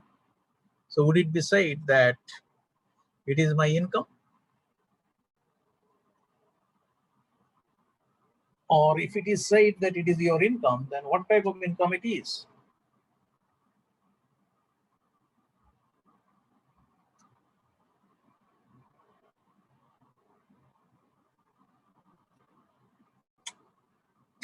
Tell me.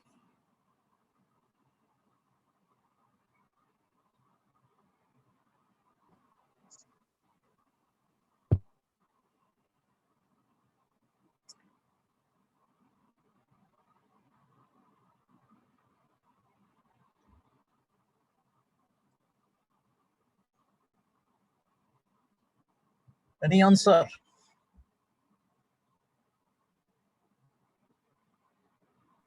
It is not income, sir. Then what it is?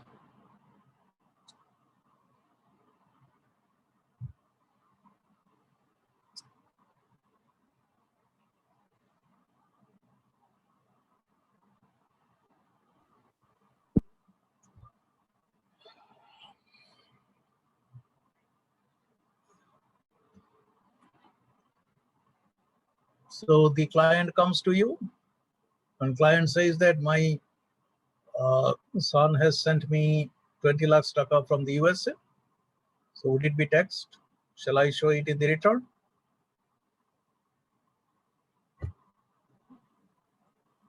Yes, sir. It will be imposed tax because it is a remittance for his son, not for him. Okay, it is a remittance for his son. The remittance is coming into Bangladesh, but it has been given to his father. Yes, sir. He has got a source of income in the USA and he has sent money to his father and the father received it. So now the father is a client of yours and he is asking you whether this should be taxed or not, whether he should show it in the return or not. Sir, mainly remittance isn't taxed because the tax is reduced at the source generally. So when it arrives from another country, the tax is already deducted.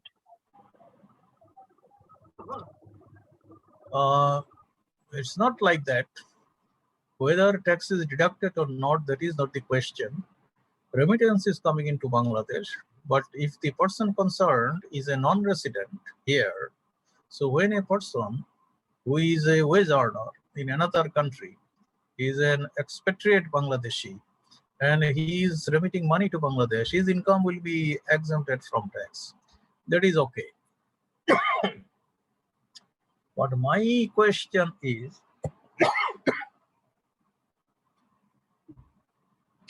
the son has sent money to his father and the father received the money of taka 20 lakhs.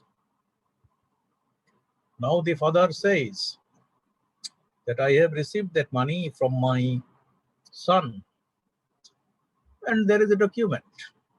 The son has sent this money. Whether I should show it in the return of income to be submitted for this income year and during this assessment year, and I should pay taxes on that or not. So as a chartered accountant, what would you advise him? Because he is your client, he is paying you fee, consultancy fee. That's why you have to advise him properly. If you cannot advise him properly, then he will not be benefited. He will not receive the appropriate service from you. Rather, he would go to another chartered accountant or lawyer, whatever it is. So that's why you have to advise him properly. What should be the proper advice? Well, it should be a gift tax.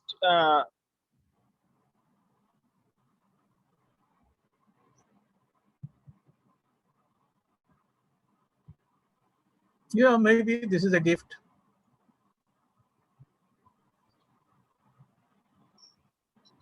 Sir, if a father shows his income, then it will be imposed tax.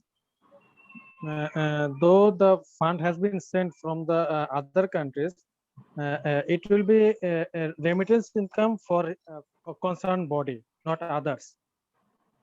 That's why it will be imposed tax proportionately. So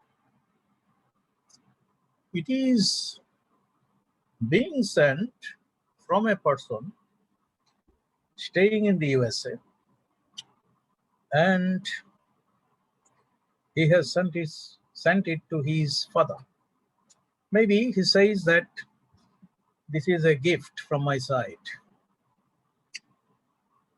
In that case, it cannot be taxed.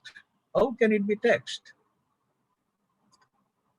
My understanding is, that's why I asked you the question.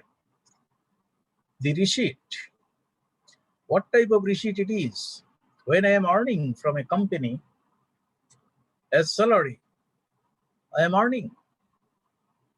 and that should be my salary income. And I have to show it in the return that I have earned this salary during the whole year.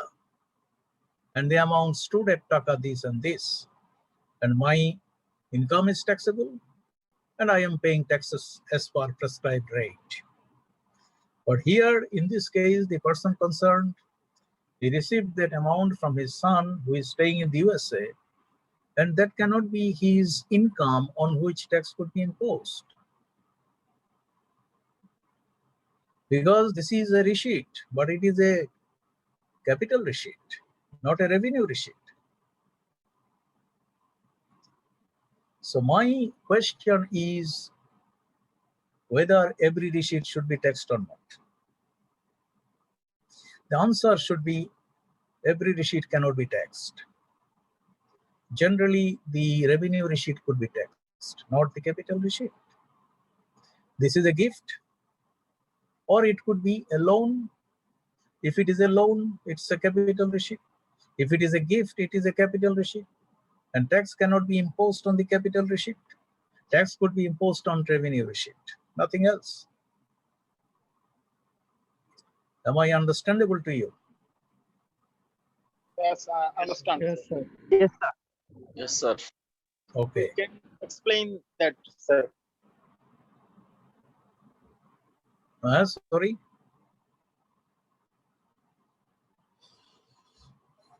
Any problem with the explanation? No, sir. Okay. So the primary answer to that person would be that you will not be taxed.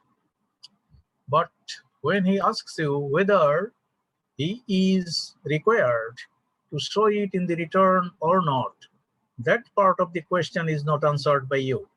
And what would be the answer to that part of the question?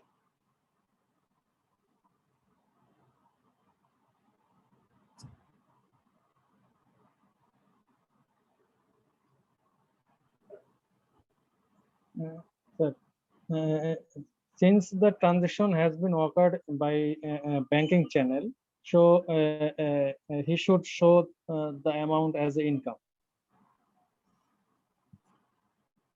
It is not his income. As we analyzed it, this is not his income. But I have told you that the son has sent that money to the father. Whatever way he has sent it, maybe banking channel, it is okay. But it is not his income. The father's income is not that. It's a capital gain, sir.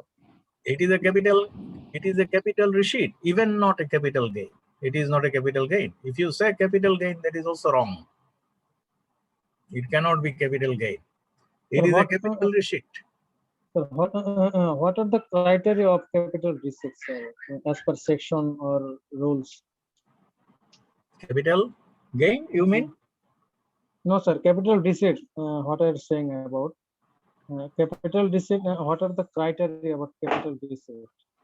That's what we are discussing here. Capital receipt. Capital receipt is not a regular source of income.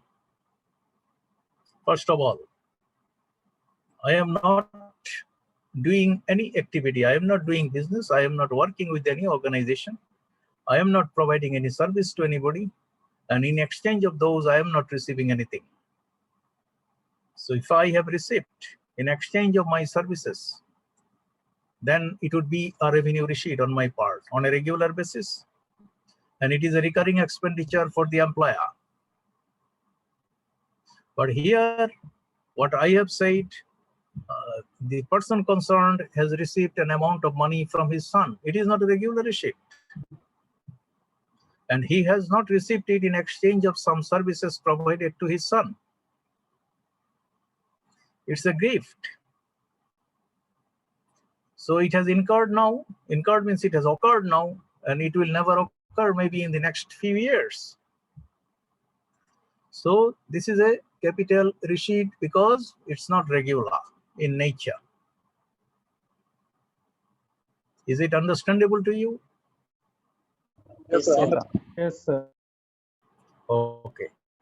If you agree to that, this amount cannot be taxed because it is not his income. He received that amount as a gift. So I told you that the person went to you in order to seek your advice whether this should be taxed or not. And you said that no, it will not be taxed because this is your capital receipt, hence cannot be taxed as per Income Tax Ordinance 1984. And the second part of his question was whether I should show it in the return.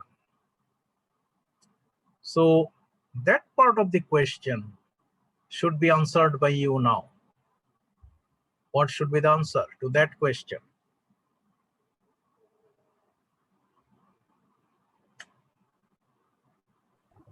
Sir, as it is not considered as a revenue receipt, so it it should not be included to the return statement or the income statement, sir. Yeah. No, sir, it should show. And in return, it also be treated as a tax exempted as per your declaration. It should be shown. Yes, sir. Because Sir, can the person. Sir, can you please mention a section as per which section? No, first you have to understand whether there is an exempted income or not. If it is an exempted income, then you should mention the section. Otherwise, you cannot mention the section. But I am not saying this is an exempted income. So if it is not an exempted income, how can I mention one section?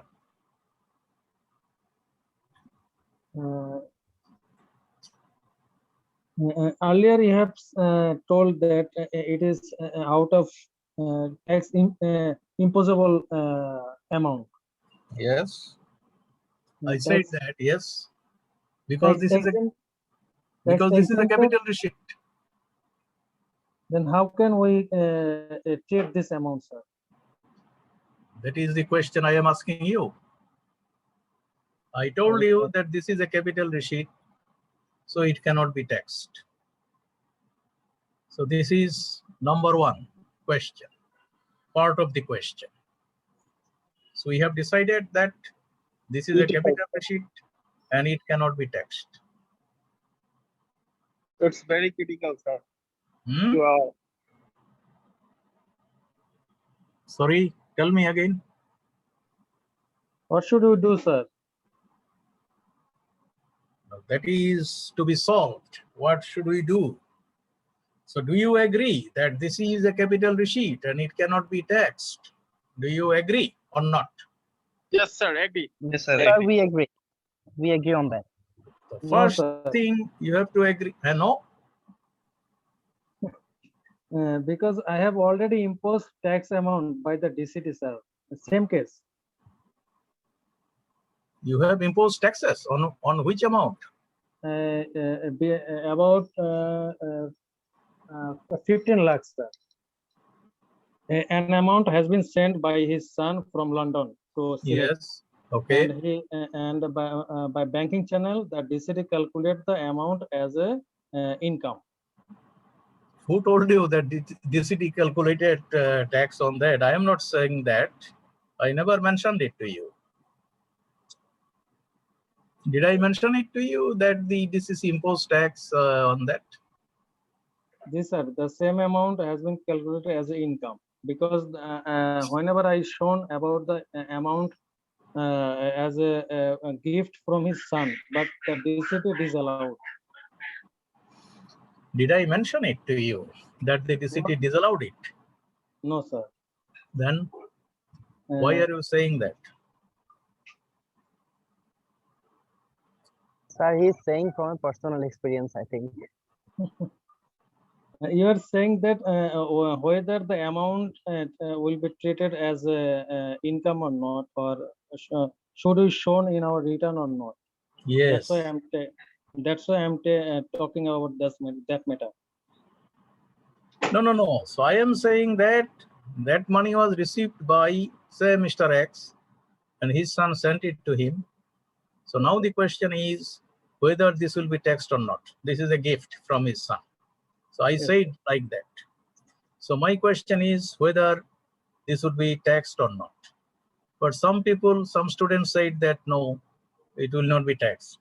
I also agreed to that. It will not be taxed because this is a capital receipt. So you are saying that the city calculated tax on that. When the city calculated tax on that, we never mentioned about that.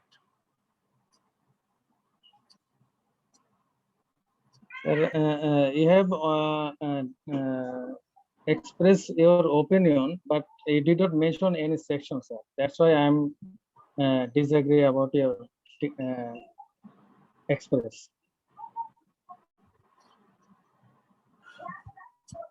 What should we do, sir, in this matter, sir? If you say about this section, we are not coming to sections still now because section is in the income tax ordinance. When we start from definitions, definition starts with the with different terminologies. So section comes from that, and there will be sections, of course, of different incomes.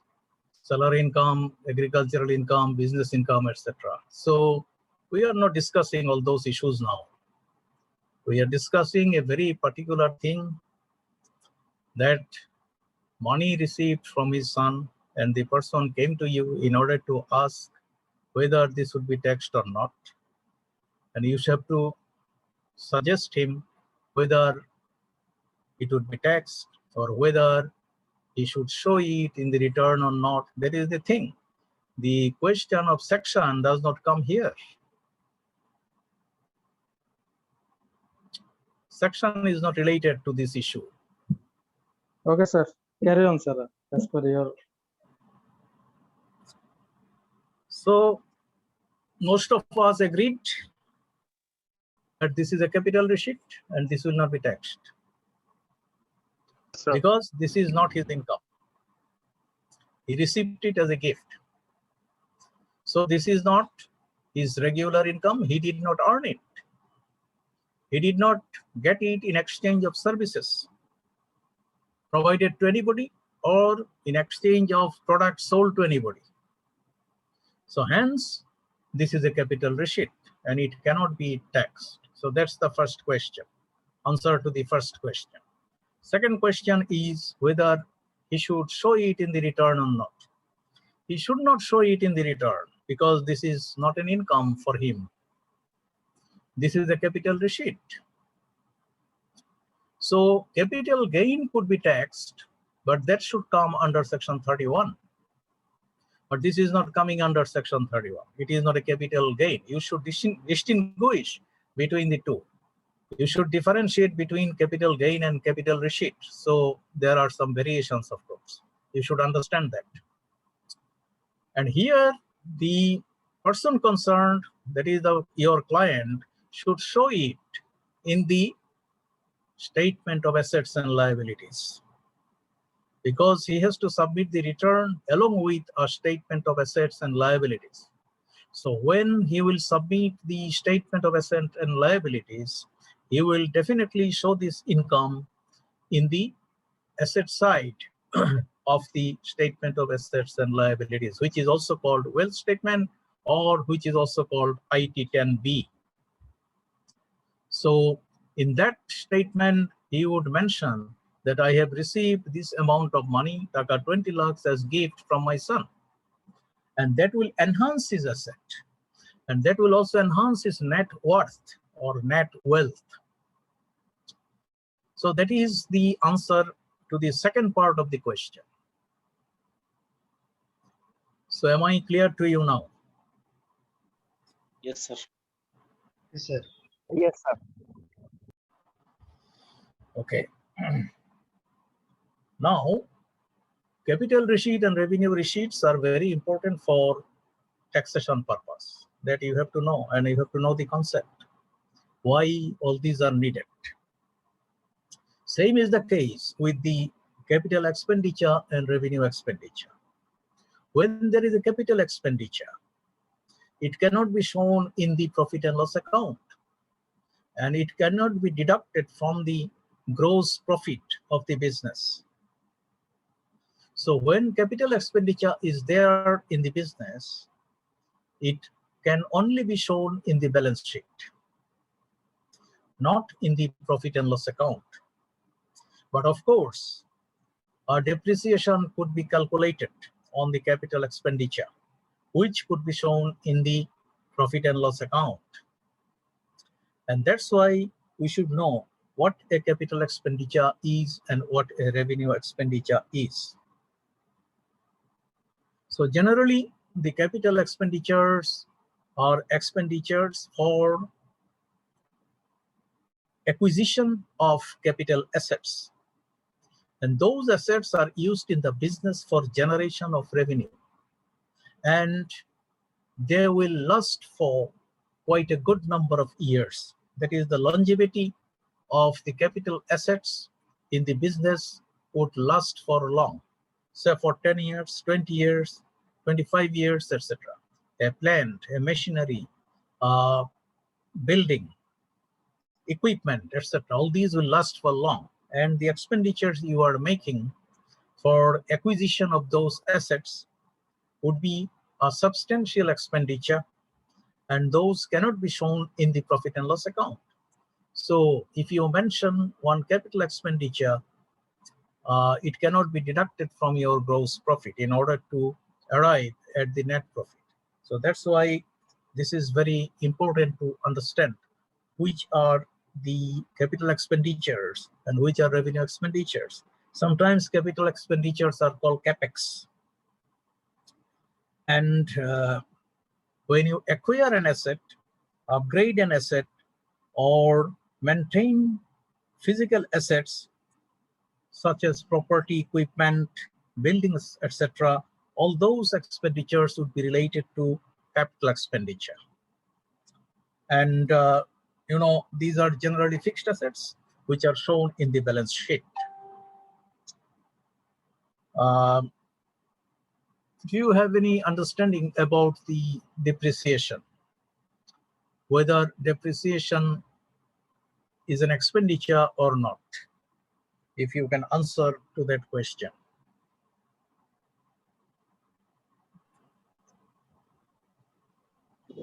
No, sir. It's not Not expenditure, expense. Not expenditure. Then what it is? What should we call it? If it is not expenditure, then what should we call it? Sir, expense. Expenditure and expense, almost the same thing.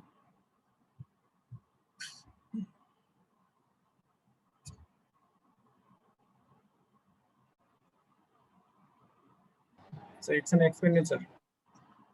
Expenditure. Is it going out of the business? Is there any cash outflow? No, sir. No. If it is not cash outflow, then how can I say? It's reduced capital assets. Yes.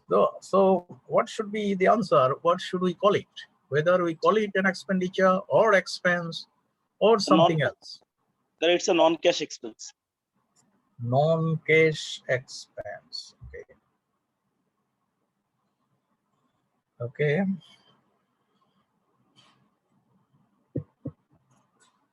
So actually, depreciation is not an expense. It is a charge. It is a charge against revenue. So it can be said a conservator of fund. Conservator of fund means you are saving something in order to replace the expenditure. Sorry, replace the asset. What is now being used in the business. Maybe after 10 years, that asset will not be there. So you are just charging something against the profit so that you can transfer it to the depreciation fund. So in some businesses, you will find that there is a depreciation fund. So whatever is charging in the profit and loss account, it will go to the fund. So that fund is being generated for a certain number of years. And after certain years, they will accumulate a fund, which will be sufficient enough to buy the same plant or machinery or asset. So this is for replacement of a machinery or a fixed asset, whatever it is. And you are just saving some money, and it is a charge. It is not an expense. So is it clear to you? Yes, sir. Yes, sir. Okay. So you have to remember that when you are acquiring an asset, it is not the capital expenditure only. If you do not acquire the asset, but if you upgrade the asset, that will also incur capital expenditure. So whenever you are replacing the main machinery with spare parts, of course, the spare parts will also be included as part of the capital expenditure, because it will add to the longevity of the original asset. So upgradation will also mean capital expenditure. And major maintenance, major repair, that will also include capital expenditure. You have to remember all this. Yes, sir.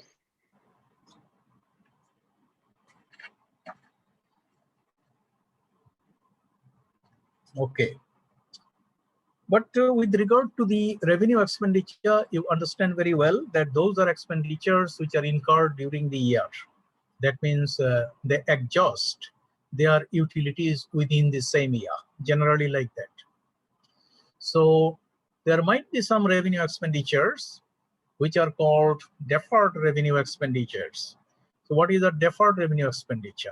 Do you understand what a deferred revenue expenditure is?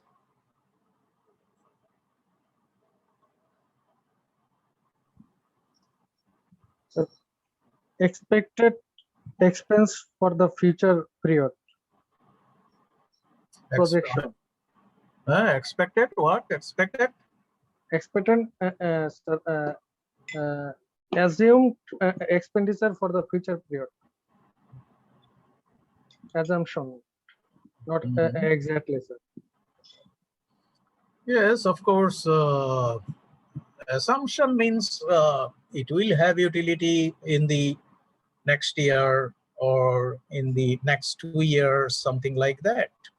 Yes, sir. Because if you have revenue expenditure, say for example, you have bought some stationery items, and all the stationery items will not be utilized in the same year. So those will be used in the next 1 year or 2 years. So if you buy stationery worth 300 taka, and if you think that this 300 taka could be utilized, or these stationaries could be utilized over the next 3 years, including this year, then you can distribute that expenditure over the 3-year period, including this year. So your revenue expenditure would be 100 taka for this year, and another 200 taka would be treated as deferred revenue expenditure to be utilized in the next 2 years. Is it okay? Yes, sir. Okay. So that is the deferred revenue expenditure. All right. Then what types of revenue expenditures are there in the business? Just can you name them in general?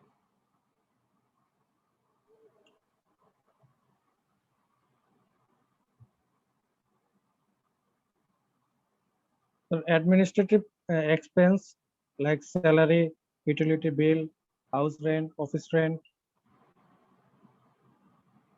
advance tax. Yes, all of those are actually revenue expenditures, salaries and wages, etc., overhead expense. So research and development expenditures, utilities and rent, business travels, property taxes, all these are actually revenue expenditures. So sometimes they are called administrative overhead, selling overhead, marketing overhead, etc. You can also mention those as per overheads. But sometimes you have to understand the nature of the business, whether it is a manufacturing concern or not. And if there is a head office or administrative office of the business, and if there is a factory, so if there is a factory and there are wages for the factory workers, or there is a rent for the factory building, or there are salaries, the factory overhead would include all those wages, salaries, etc., which are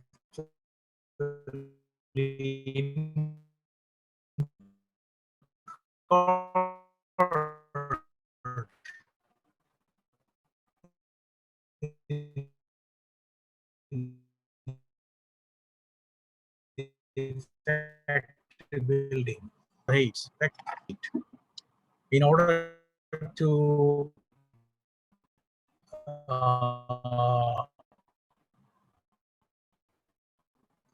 determine the, and again the net profit. So gross profit, you can also consider the factory overheads there in order to arrive at the gross profit.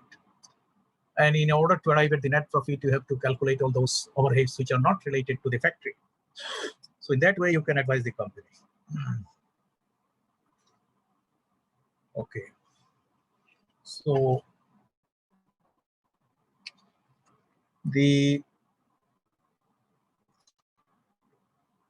types of capital expenditures you have to mention sometimes. What types of capital expenditures are there?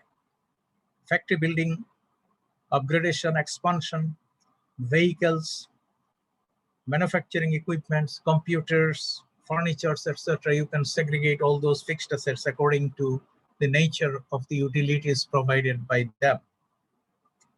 And sometimes you will come across some of the problems whether the asset is used in the business or for personal purposes. So if it is used for personal purposes, that is a different issue from the tax viewpoint. But if it is used in the business, it is to be treated in that way. So we will come across all those problems later on. So you are the owner of the business, you have got a car, but you are not using that car for business purposes. Then you cannot charge the depreciation against the gross profit in order to arrive at the net profit, because the car is not being used for business purposes.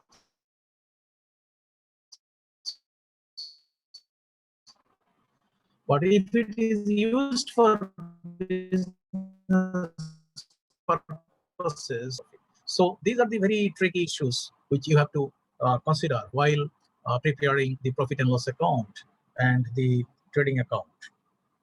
So this is very much needed in order to show the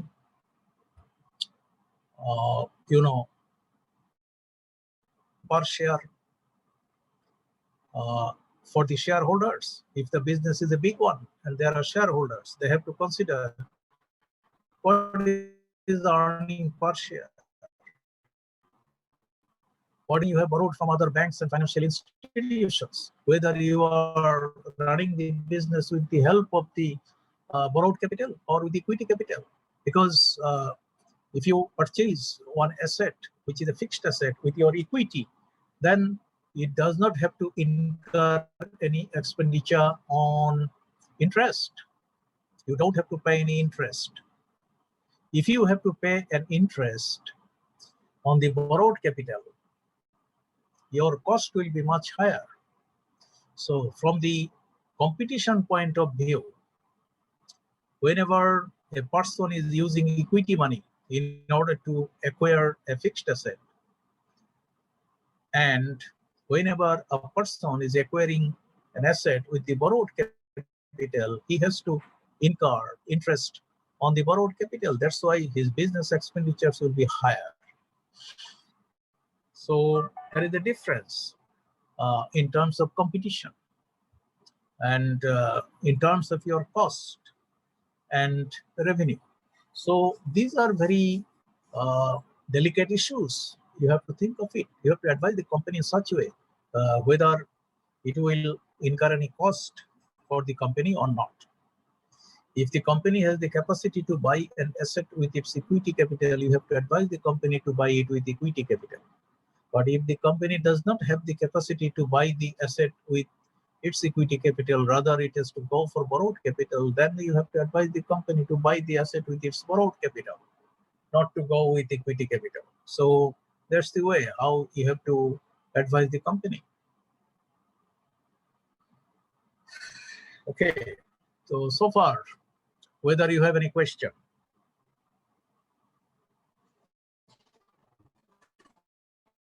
No, sir.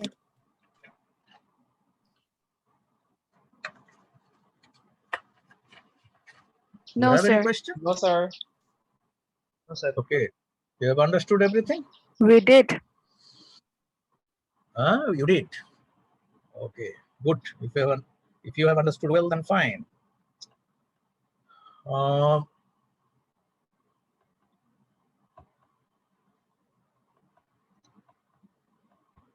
Okay, you can purchase a book, that is the Income Tax Ordinance 1984 as amended up to 30th June 2020. Do you have the book with you? Yes, sir. Okay, so you must have the book with you in order to go through Sorry, the which book, sir? Could you repeat? the Income Tax Ordinance 1984 amended up to 30th June 2020. Yeah, we do. Okay, so you have to collect this book. It is found available in all the law book houses. Even you can collect it from Segun Bagicha. So this has been compiled by Mr. Lal Bahadur Adhikari, I think. So you can go through the book, because when we will be studying the definitions chapter, that will be helping you a lot. Because without the textbook, it is not suggested that you go through other books which are written by some other authors. Yes, the books are good, maybe in case of some problem solution, etc. But sometimes you have to go through the textbook, and that is the main book you have to consult every time. If you want to refer to some of the sections or paragraphs, etc., then you have to go through the book, the main book. The main book has to be consulted all the time. So that is my suggestion.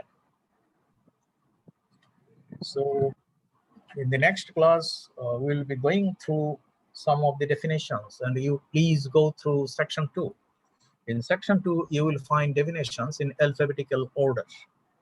So maybe agricultural income, annual value, SSC, assessment year, assistant commissioner of taxes, appellate, joint commissioner of taxes, then business, banking company, capital asset, chartered accountant, child, commissioner of taxes, trust and management accountant, then deputy commissioner of taxes, dividend, extra assistant commissioner of taxes. All these are actually in alphabetical order. So we'll be studying all those definitions, because in order to know very minutely, you have to understand the definitions. If you do not know the definitions, then you cannot say that you have learned income tax properly, or you will be able to answer all the questions, whatever is set in the examination. So please try to understand what they mean, what are the concepts actually lying behind all the definitions. So we'll be studying those, and later on we'll proceed as per section. Maybe section 3 would be there. Who are the income tax authorities? You must know the income tax authorities, and you must know the National Board of Revenue, and what are the authorities are. How many authorities are there in the income tax department? And what are the functions of the National Board of Revenue, and what are the functions of the commissioners of taxes or deputy commissioners of taxes? So you have to make a distinction between the two, because as a chartered accountant, you must know the details of the functions of the National Board of Revenue. So we will be discussing all those issues later on in phases. Maybe in the next class, we will be starting with definitions. So if you do not have any more question, then I call it a day. And thank you very much for your presence and cooperation. Thank you once again. Thank you, sir. Thank you for coming, sir. Okay, my pleasure. Yes, sir. Thank you, sir. Thank you so much, sir. Welcome.